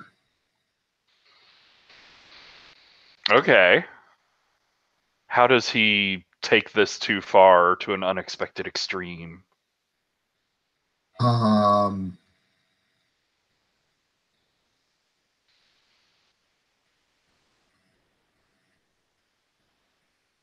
Like, do you think it's something to do? Yeah, go ahead. I think he cracks a little bit, and like starts like getting really like a really dark sense of humor regarding his own mortality.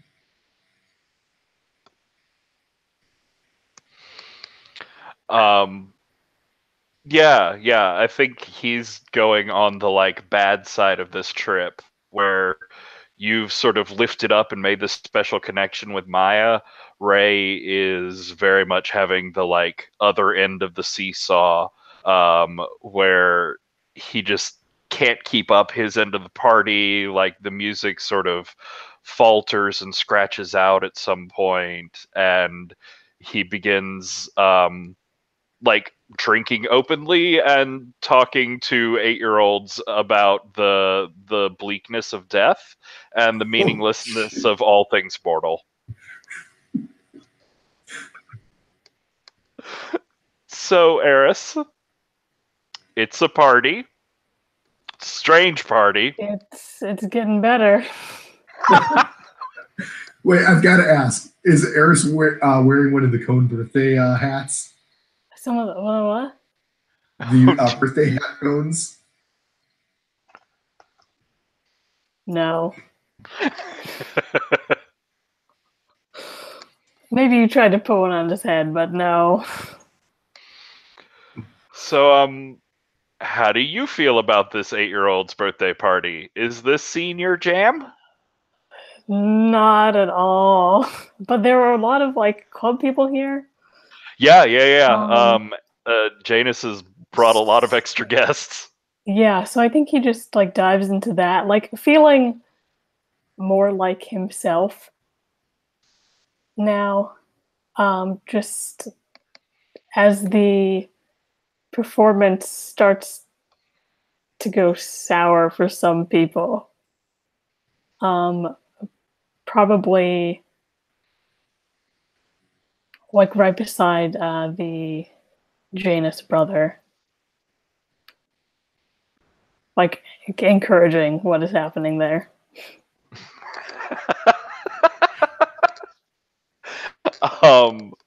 As in like trying to send him sort of deeper into this depression spiral. Yes. So yeah, how do you do that exactly? And I would totally be into a shut someone down, or if you have another move you're going for. This feels more like support of what he's doing. I don't know. Or he feels like the wrong person to shut down.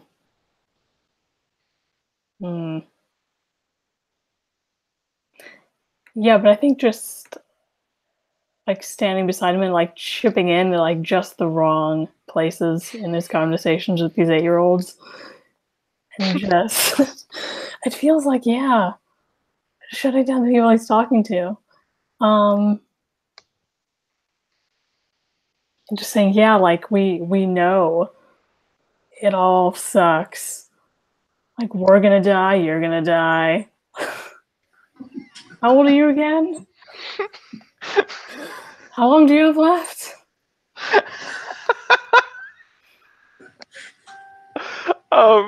Yeah. Why don't you go ahead and roll? I think this will be an effective shutdown on Ray there. That is an 8 plus 2 is 10.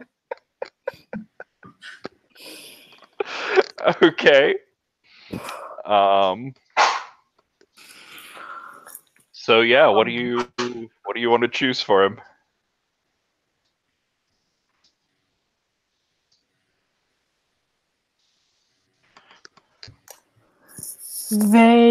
This is the birthday girl, let's say. The condition despairing.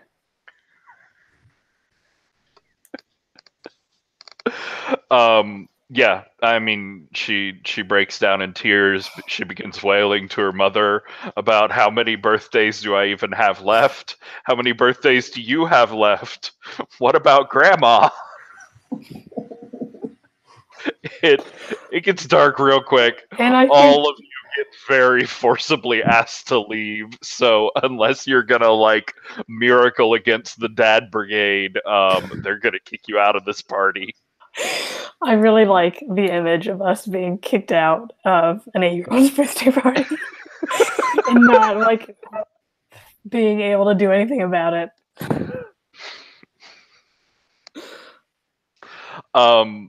Yeah, then I definitely think that's what happens. The various like Janus partiers get this like sense of this like this harshed out party, and they begin sort of filtering off into the edges of things. They just seem to sort of come and go along with Janus. And I think I like probably get into like a verbal argument with just the dads, like as they're ushering us out, or just like yelling at them, throwing them like the remains of pomegranates I still have in my pockets. Like, you're gonna kick me out. And as you're all sort of rushing out, I think Osiris, Oz, you see this like flash out of the corner of your eyes, like this like bright, intense sort of like sun reflecting off of glass flash in your eyes, and you turn and you see Dia, the reporter, with a camera out and getting some pictures of all this. What do? You Hi. go over and talk to her? Yeah.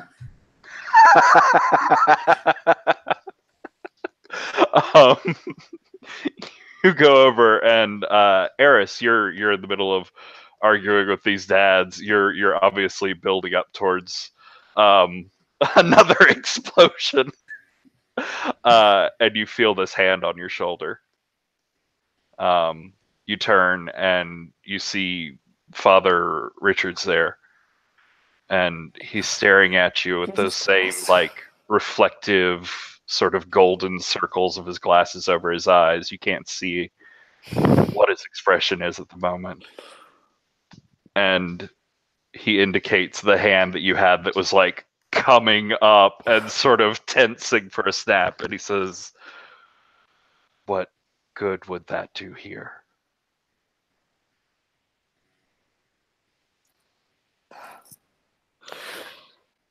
Enma, you get up to or not Enma, I'm sorry. Oh geez, all these names are getting to me. It's too late.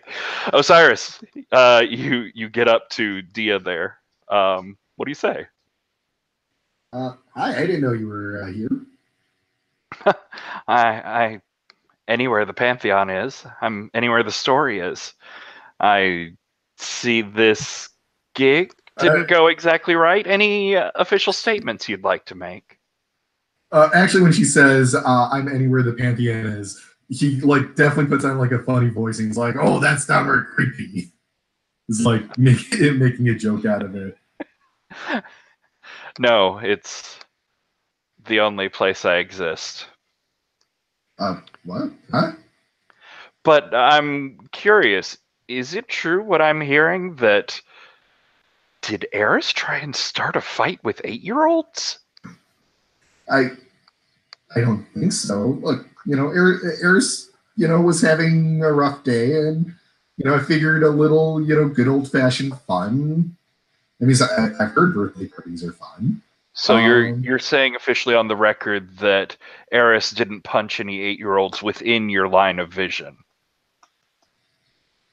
I'm pretty sure no. And none of the dads?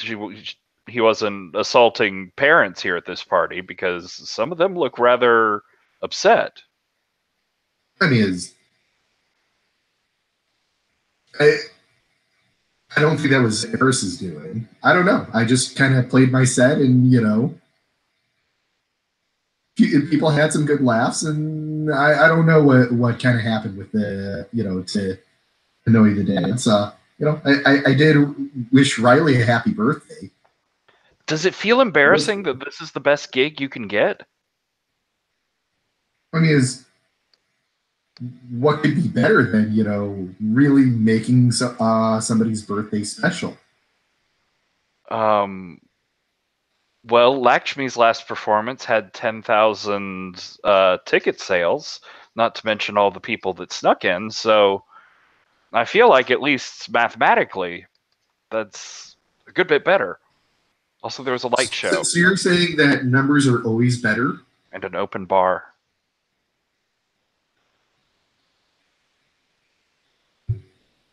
So there were 10,000 people, at least, who went to Lakshmi's performance.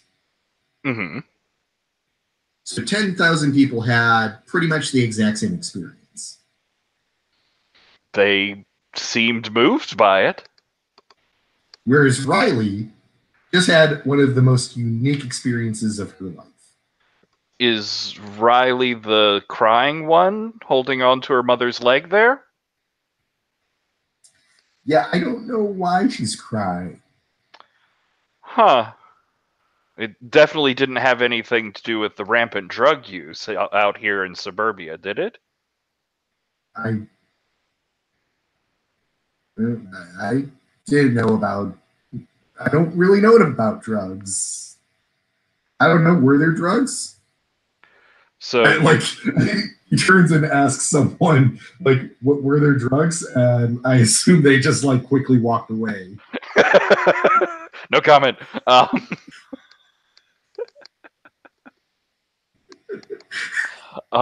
Yeah, back over to Eris real quick.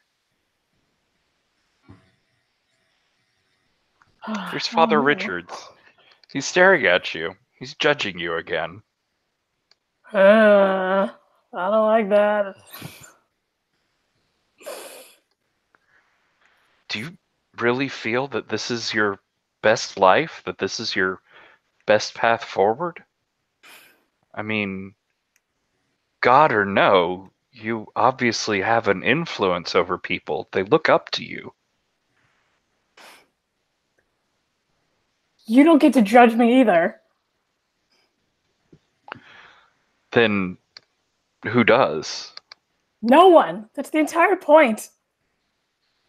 You're above judgment? You have no responsibilities to anyone? You have no responsibilities to people? What about to yourself?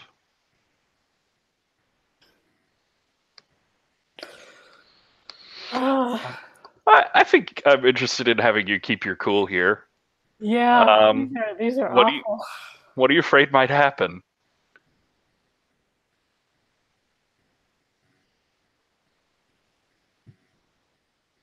That I'm going to have to make a choice between living up to the standards that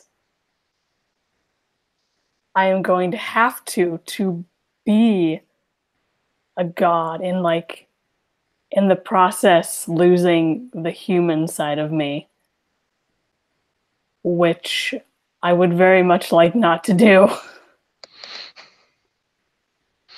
Nice.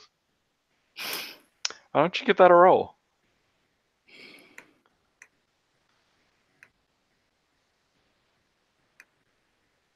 That is a 4 plus 2 is 6. So, from across the distance, I Oh my believe God. in you. And you know that even though he keeps shutting you down, Pluto does genuinely care about you at some level. And that becomes 1 degree of success higher. Oh my God, Ryan, my heart skipped a beat. That was beautiful.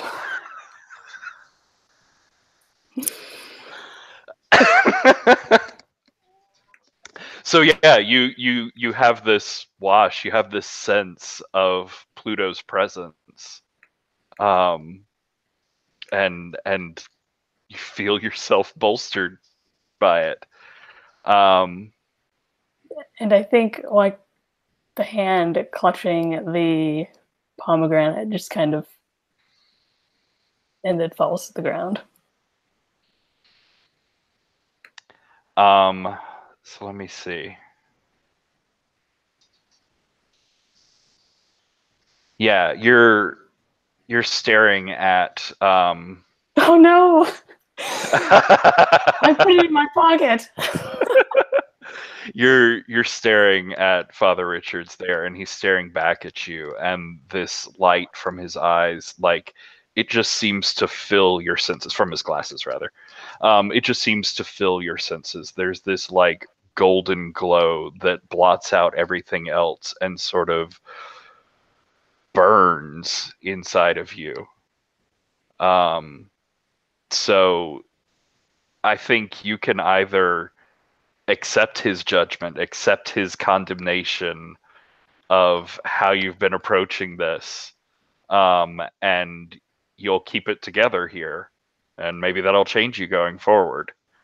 Or you can reject his belief of how you should be. Things will get a little wild here, but Mhm. you'll keep to your own course. I mean, the thing is, Eris is the god of chaos and discord, and how can you rule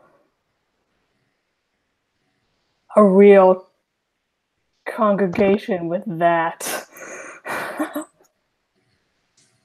Follow your dreams, punch a priest.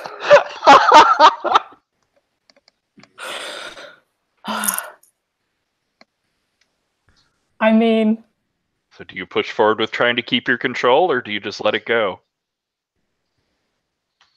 what would be really nice to happen here is I invite Pluto to be in control of the church, and I just run the confessional booth.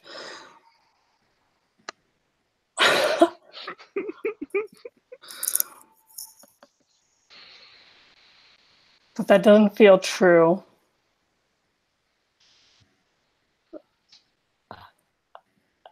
I'm gonna punch a priest. Not that this is the first time this has happened, but roll the last shot physical. No, you don't even need to. So yeah, what do you say anything, or do you just turn on him? I think I just turned on him. You punch him, and like he crumples to the ground. He begins bleeding from his mouth, and he's telling you that he believes that you can be something better. He believes that this doesn't have to be you, that you were made to be something better. And you continue punching him, and he gets Yelling bloodier. like, this is the better me. Amazing. The glasses, though, they never slip from his face. You can never see his eyes, and he doesn't stop talking.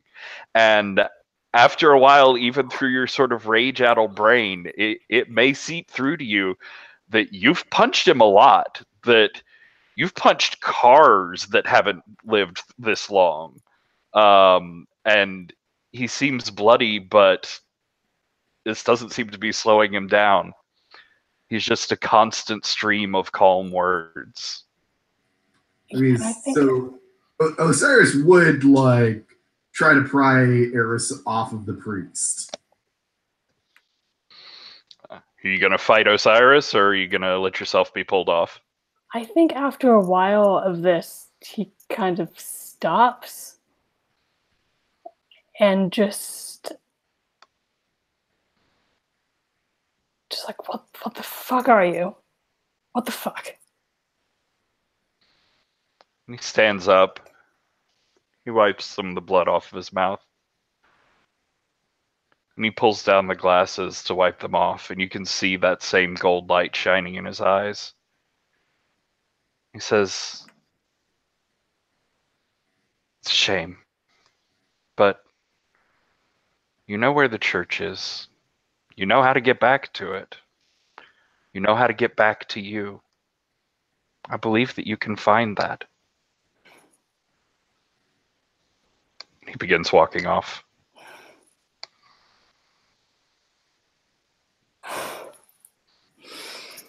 Yeah, Eris is not like in a place right now to accept that.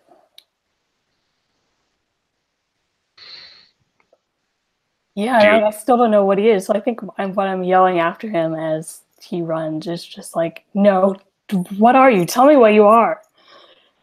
And I think he just kind of keeps walking. I think Oz is like, come on, buddy. Let's just let's get a beer or something, just normal bar sort of thing. I've never been to a bar. Have you been to a bar? Let's go to a bar. Bloody hands. I'm still a murderer. And you turn back to look after Father Richards one more time, walking down this like empty open street. And he's not there when you turn around. And Ryan, for your horrible, egregious cheating, we'll just go with the 7 to 9 result for believing. So what does that do? That's a good question. What does it do? Oh, their roll changes 1 degree, which is what I thought it did. Oh, what would 10 plus be? Straight to a 10? I mean, it doesn't say what 10 plus does. I assume it makes their roll a 10 plus automatically. Is this for when you believed in me? Yeah, it just says when someone rolls less than a 10, you sense it and can whisper words of encouragement at any distance. Roll with integrity and erase 1 integrity after your roll. Well, And so I I erased an integrity, but I didn't roll. That's weird. Because Moonicorn doesn't roll when he believes in you, and I kind of blended this with Moonicorn rules in my brain. No, that's but on a 7 to 9, the roll changes from a 7 to 9 to a 10, or from a miss to a 7. And that's the only. Oh, here you're missing a sentence out of yours. I am. Roll with integrity and erase 1 integrity after you roll. On a 10 up, the roll they just made changes to a 10. On a 7 to 9, it goes up a step. Okay. Then I assume I rolled a 7 to 9. Yeah. In my pretend roll that totally happened and we didn't ignore. Which fits in perfectly with what we actually did. So, I'm willing to move forward with it, judging you only slightly for being a horrible, horrible cheater. Judge me fully, because I'm a unicorn, and apparently I'm into it. Oh, that's true. You're a horrible person. How dare you ruin role-playing like that? I'm very disappointed in you. You should be. I'm a disappointment. So let's swing back around for a final scene with Enma and Pluto there. So yeah, y'all have been trying to impress and trying to shut down each other in blinding succession. I assume we eventually get down to some sort of normal human conversation. That is a pretty wild assumption. I know, it's out there, so we'll see if that's true. But Pluto, is this continuing into a I can pose better than you can contest, or are you on a mission here? I mean, I'm on a mission, and that's more important than my showing up this fake. For now. Yeah, for now. As if you ever could. So are you being open? You're trying to explain what Nick said to you? Or are you trying to, like, bully or manipulate? How's this going? No, I'm totally just gonna say, that Nick's told me that we need to come together as a pantheon to control some thing that she managed to chain that's gonna get loose. And I know you're not really Enma, but I need you to act like you are so that we can get this thing under control. Well, I mean, I'd really, really love to. But the Enma that was in your little club died. I'm not Zer anymore. We're just going to say the room is saturated with shut someone down at the moment, which is the only reason that's not going into another one. Can't think of any more conditions either. Fuck, that is such a shut someone down. Yeah.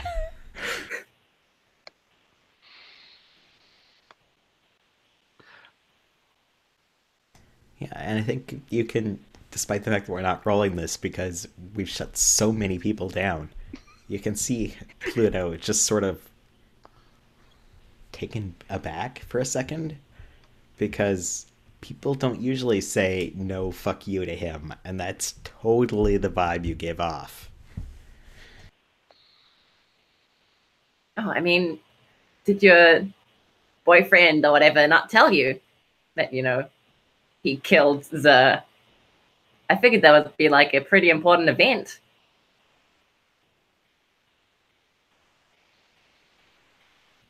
But either way. No, he did.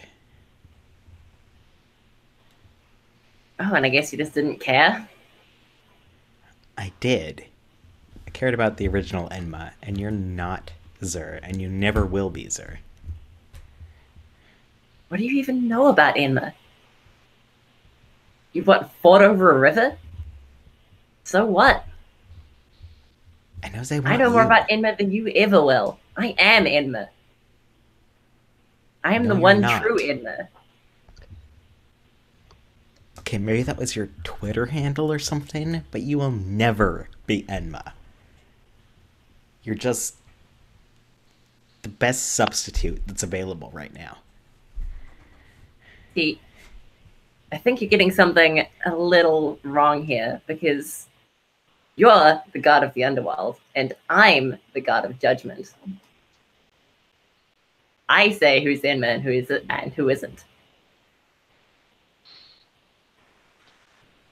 So I feel like this argument isn't going to go anywhere or get any more emotionally intense unless one of you pushes it further. Which is going to be probably in the realm of string spending, miracle working, or punchinating. But you could be more collected and subtle about it if you wish. I will fucking work a miracle if need be, if Enma's not going to beat me to it. I think it sounded like you talked first.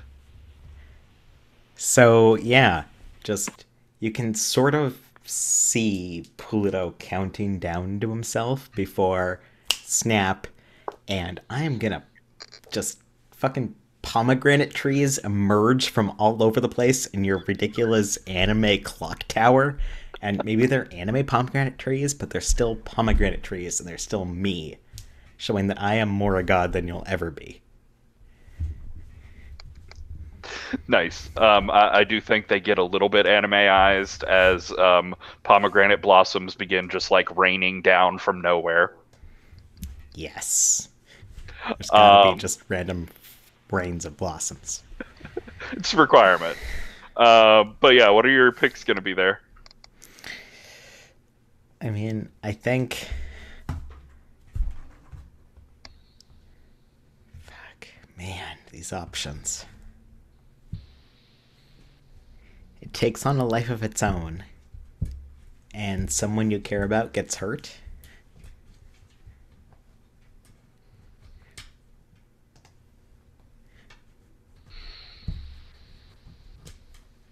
Okay. Is there any effect beyond impressing that you're going for with this miracle? Which is not a like, that was nothing. I'm just trying to gauge where the miracle's power is going to.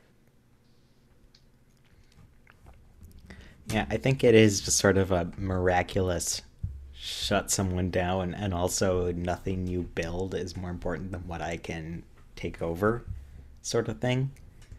Nice. I mean, I'm the Lord of the Dead and you are the dead. Get used to it.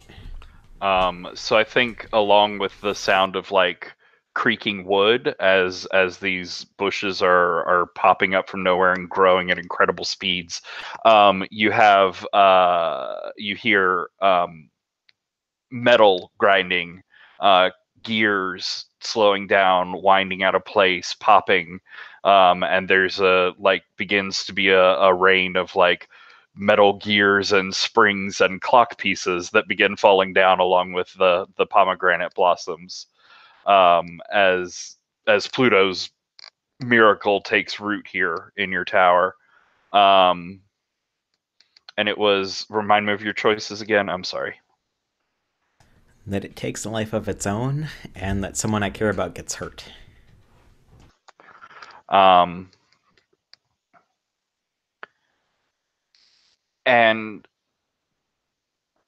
Enma, you...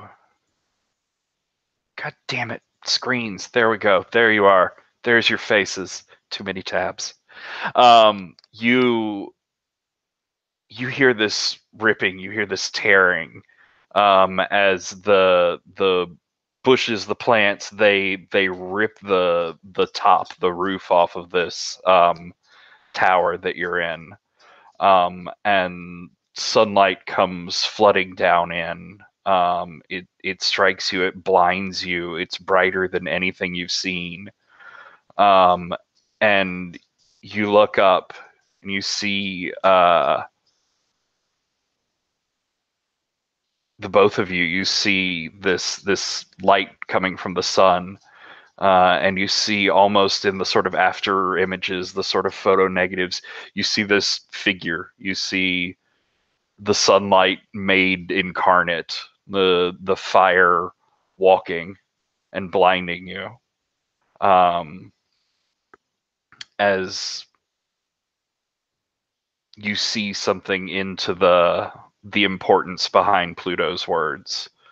And you understand it's not just his own power, but that this warning, it carries weight with it. And I think as we come out of this, Pluto, you look over at Inma as like you're blinking away this glare, and Enma's eyes are completely white. She's blinking. She's Z's. Sorry. It's very late and my brain is going. Z's blinking, like tears out of her eyes, and like trying to clear them. You could tell that Z can't see anything. That something about this light has burned out her eyes.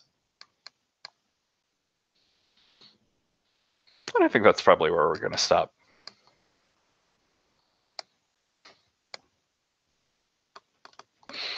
With everything going beautifully.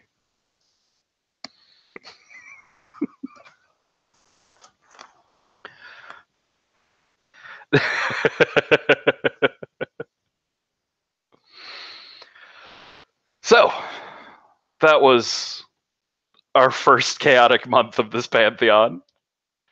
Things have gone well.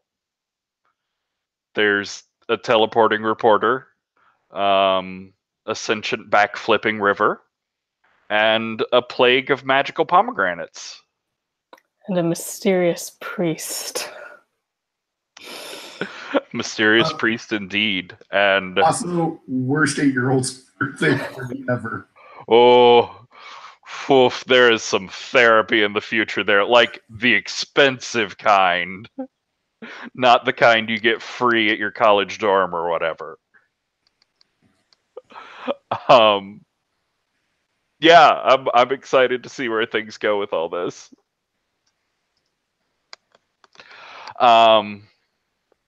So, do y'all have a few minutes to do a little Roses and Thorns debrief wrap up for the month? Cool. Then we'll start Thorns, things that like didn't get off the ground the way that you'd like them to, or things that didn't go as you thought they should. Things that could go better in the future. We'll start. We'll go left to right. We'll start with Alex. Cast this name. Thorns.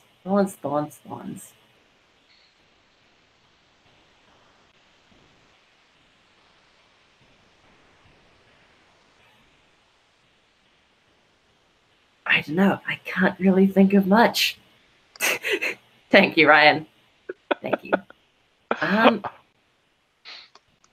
mean, I'd take that, but if anything comes into your mind as we're going through Thorns, like, feel free to pop back in. Will do. I'll keep the cogs turning. I don't know. They might be overheating under all of the wig weight. It's really hot. I believe it. Dave.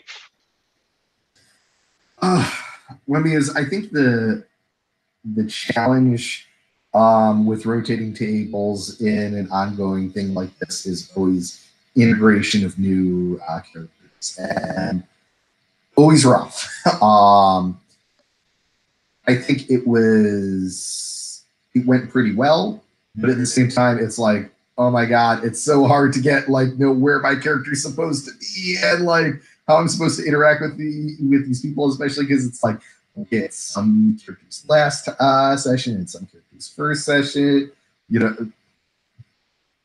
It's ugly, and I think it's unavoidably ugly. So that's it. I also noticed that it's probably a natural thing. Like the first time we played, oh my god, there was so much chatter outside of the game and so much excitement, and that's died down in the last 3 months. So it was like, well, okay, that's the new dynamic, but there's a part of me that misses that. I hear you, and I definitely felt the difficulties this time, and all throughout this run and going into the future of that open table feel. Like it's a challenge. It's a challenge I wanted to play with to see how it went. But if I had my preferences, I'd lock down 4 players and chain you to your computers until we finish the story. God damn it. But I thought you did a really strong job of coming in and twisting things to a delightfully funny but also dark as fuck place. Yeah,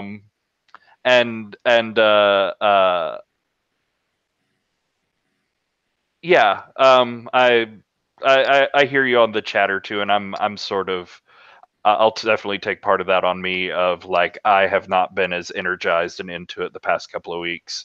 But this has definitely gotten me back on board. I'm sorry. That was a lot of roses and thorns in response, but I feel you. Ryan, say words. Save me. So, Thorn, there's no more Eris, because that It's Complicated was so much fun and put so much dimension on Pluto with the you can never lie to yourself, but also you're in this hate mance with someone and it doesn't really work, and you have to be honest with yourself about that. And oh my goodness, I loved it. So hate also a rose. Ha. Hate mance is a great word. Yep, I just made it up. I'm awesome.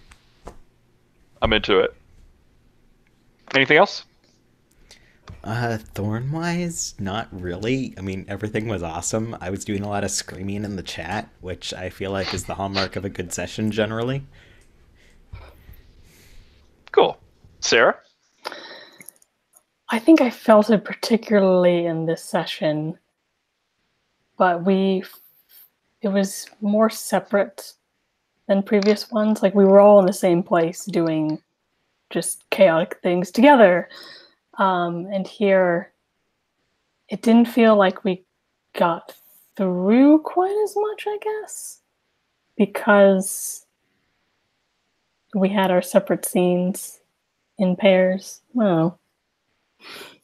No, I can definitely feel that. It was where before the disasters were sort of collaborative and building on top of each other. It was very much like everybody was just reacting and sort of bouncing back and forth without the things quite stacking. I can see that. Mm-hmm. Which, I mean, it's probably good to have a balance of things, but again, when it's a rotating cast, it's hard to find a flow. Cool. I'll say for me, yeah, I'm struggling with the open table nature. And it's a very up and down thing because the more chances I get to hear people's cool teenage god ideas, like I'm always happy. And I love the weird influences that new people bring into the story. But yeah, it makes a hard road to navigate with trying to pay off arcs and people's storylines. But thank y'all for going along with all of that and helping me to make it work.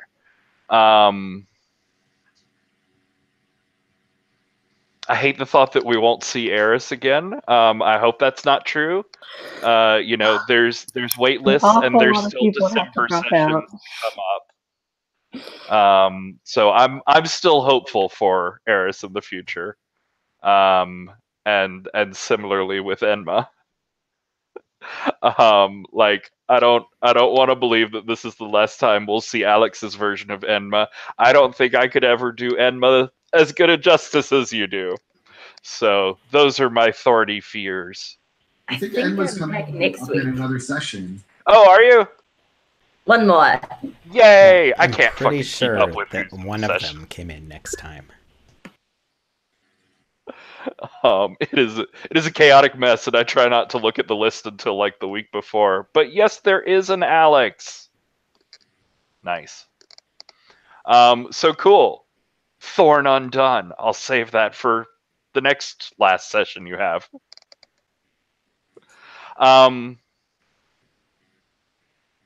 Yeah, otherwise, I just have a sort of thorn on myself that I've talked about of like, I hated missing that session, but won't push that. Alex, roses, awesome things, happy stuff. A horrific birthday party was amazing. Existential True. dread is a great thing at any party. Thank you, Ryan, for playing along with my anime entrance scene. That was so much fun. And punching a priest, following your dreams. That was perfect. I believe in you and your ability to murder random clergymen. I didn't murder a single one. I just knocked them out. You sure tried, though, and that's what counts. It's true. And Patrick, the on the fly, Enma's still alive. But, like, which one's you? And there's mystical computer things going on. That was such a cool twist. They're always so good with these twists. I love all of them. Yay. I'm looking forward to digging into that next week. Cool. David? One is, I am very happy with how people rolled with me bringing in yet another really strange concept in. Honestly, I love the scenes with Oz and Eris. I think they made such an interesting buddy, but oh my god, Oz gets on Eris's nerves, but he's also like actually cheering Eris up by being like super hokey. And then Eris going and like completely fucking with the birthday party even more. You didn't need to make things worse. We were gonna get kicked out anyways. I'm positive. Ryan, honestly, I can't wait to see how Oz and Pluto get along. But yes, definitely the Pluto Eris stuff was great. The Pluto Enma stuff was great. So yeah, totally love Pluto. He's he has the worst luck ever. Enma, oh my god. Alex, you are the most over-the-top person I know. It is just every time you play a character, it is just like, okay, the dial goes up to 11. It's only supposed to go up to 10. Alex brings it up to 1,000. So don't do that.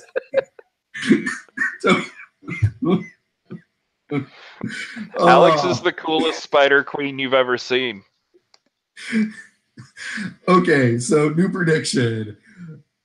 When I die, it's because Alex is making me laugh. This is when David dies. It's going to be from laughter from Alex. And then Patrick, I mean, you should know by now that I love what you've been building here. I mean, so much that I'm going to try writing it myself. So I know you're in some of those sessions. Mm-hmm. So yeah, I think this is a great area to explore, and I think the fact that you came up with something where people who just come into the game, it's like, okay, here's a concept, I'm going to run with it, and it's very routinely that case. Just speaks volumes. I really want to see how this develops. I think there is a lot to it, and basically, it will just keep maturing as people keep running it. Cool. Thank you. Ryan? I mean, obligatory star for Alex's cosplay, which is more ridiculous every time I see it, somehow. I don't know how you manage that, but you do. What the fuck? Plus 1,000, all thumbs up. It's hard to keep escalating when you've only got like 4 wigs and 4 pairs of sunglasses. But we all know what the apex is going to be. You don't let that keep you down, though. I mean, somehow you keep escalating, even if it's just like 1 wig and 1 pair of sunglasses. It's always like 1 degree higher, and I don't know how you manage it, but you do, and I'm in awe. So, trying not to give stars to everyone, I'm going to say 2 stars isn't really more than 1 star. It's just a star sort of thing, I guess. To Alex, again, for Enma now being literally an anime character in literally an anime Clockwork Tower. I don't know how that works. It's awful, and I hate it, and I love it, and how dare you. And also, star to Eris for just hauling around armloads of pomegranates and disappointment, and somehow turning that into ruining an 8-year-old's birthday party. I don't know what the fuck happened there, but it was amazing, and I loved it, and I will miss Eris so much. Who will I hate love now? Alas. All right, Sarah. All those questions. Those really hard questions that Eris just was not ready to answer in any satisfactory way. I thought he was going to be. He was not. Yeah.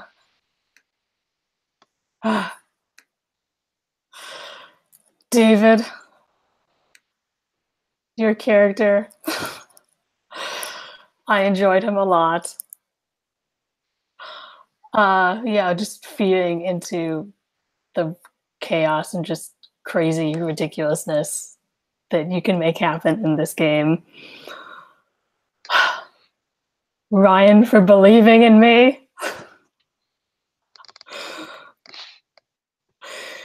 That was Alex, beautiful. Whenever I picture Enma, it's just this horrific,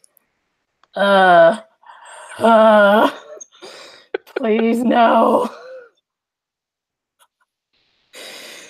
And you're still doing it.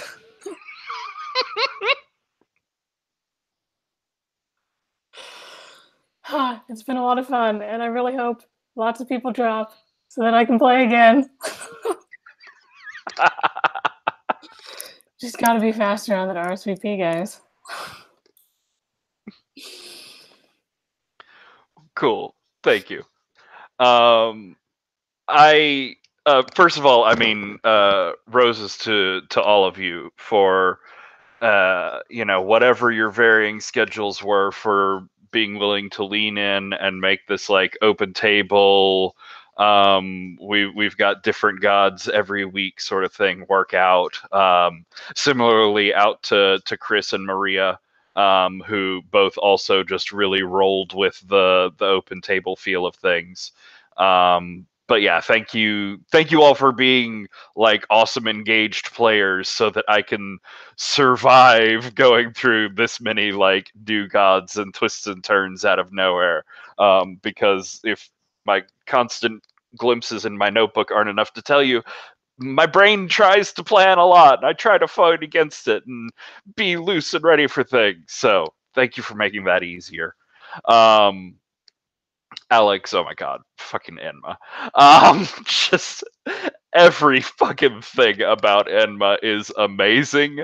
I love you so much for taking Enma, who was anime inspired and ridiculous, and one true Enma, who is a walking anime character, and taking it to that next like level of uncanny valley creepiness with a walking singing vocaloid character, just straight up out of everyone's nightmare, Glossian in the real world.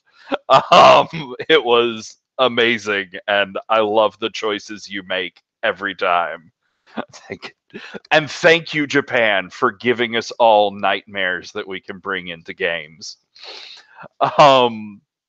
Dave, I got that birthday party scene. Like there's so many scenes I really enjoyed the weirdness coming out of Osiris, but just imagining Oz and Janus and Eris and a bunch of high teenage club kids all invading this poor little girl's birthday party, and the like psychological trauma that fell out of it while still threading that needle of we're not going into weird places with beating up kids or anything like that.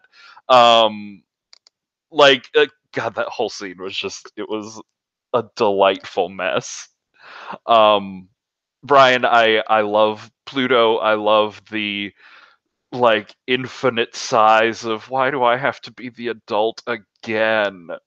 When even the adult in the pantheon is turning you to be the adult. Which is and just all of the constant petty struggles of the underground just keep me going in this game in the best way. And Sarah, it has been like amazing to meet you and to play with you. I adore what you've brought to this game. I adore Eris. I especially this session, like you said with the questions, like I want to throw a rose back at you for being willing to lean into those and let some of them like affect and weigh on Eris's mind, and not just be the like blustery, argumentative, I'm gonna fight you now guy in every situation, but also for punching a priest. Yeah, I mean, it was basically, I can't emotionally deal with this. What do I do? Okay. Punch a guy. Which is nice. That's what I was going for. That's definitely what Father Richards was going for. Like it was sweet. I loved it. But roses to Kieran Gillard for making an amazing world, and Avery Alder for making an amazing game that are just like the chocolate and peanut butter of mythic tragedy, and I love it. So unless anybody else has anything, I'm going to stop the broadcast, and this will be a wrap on chapter 1 of this story. All right.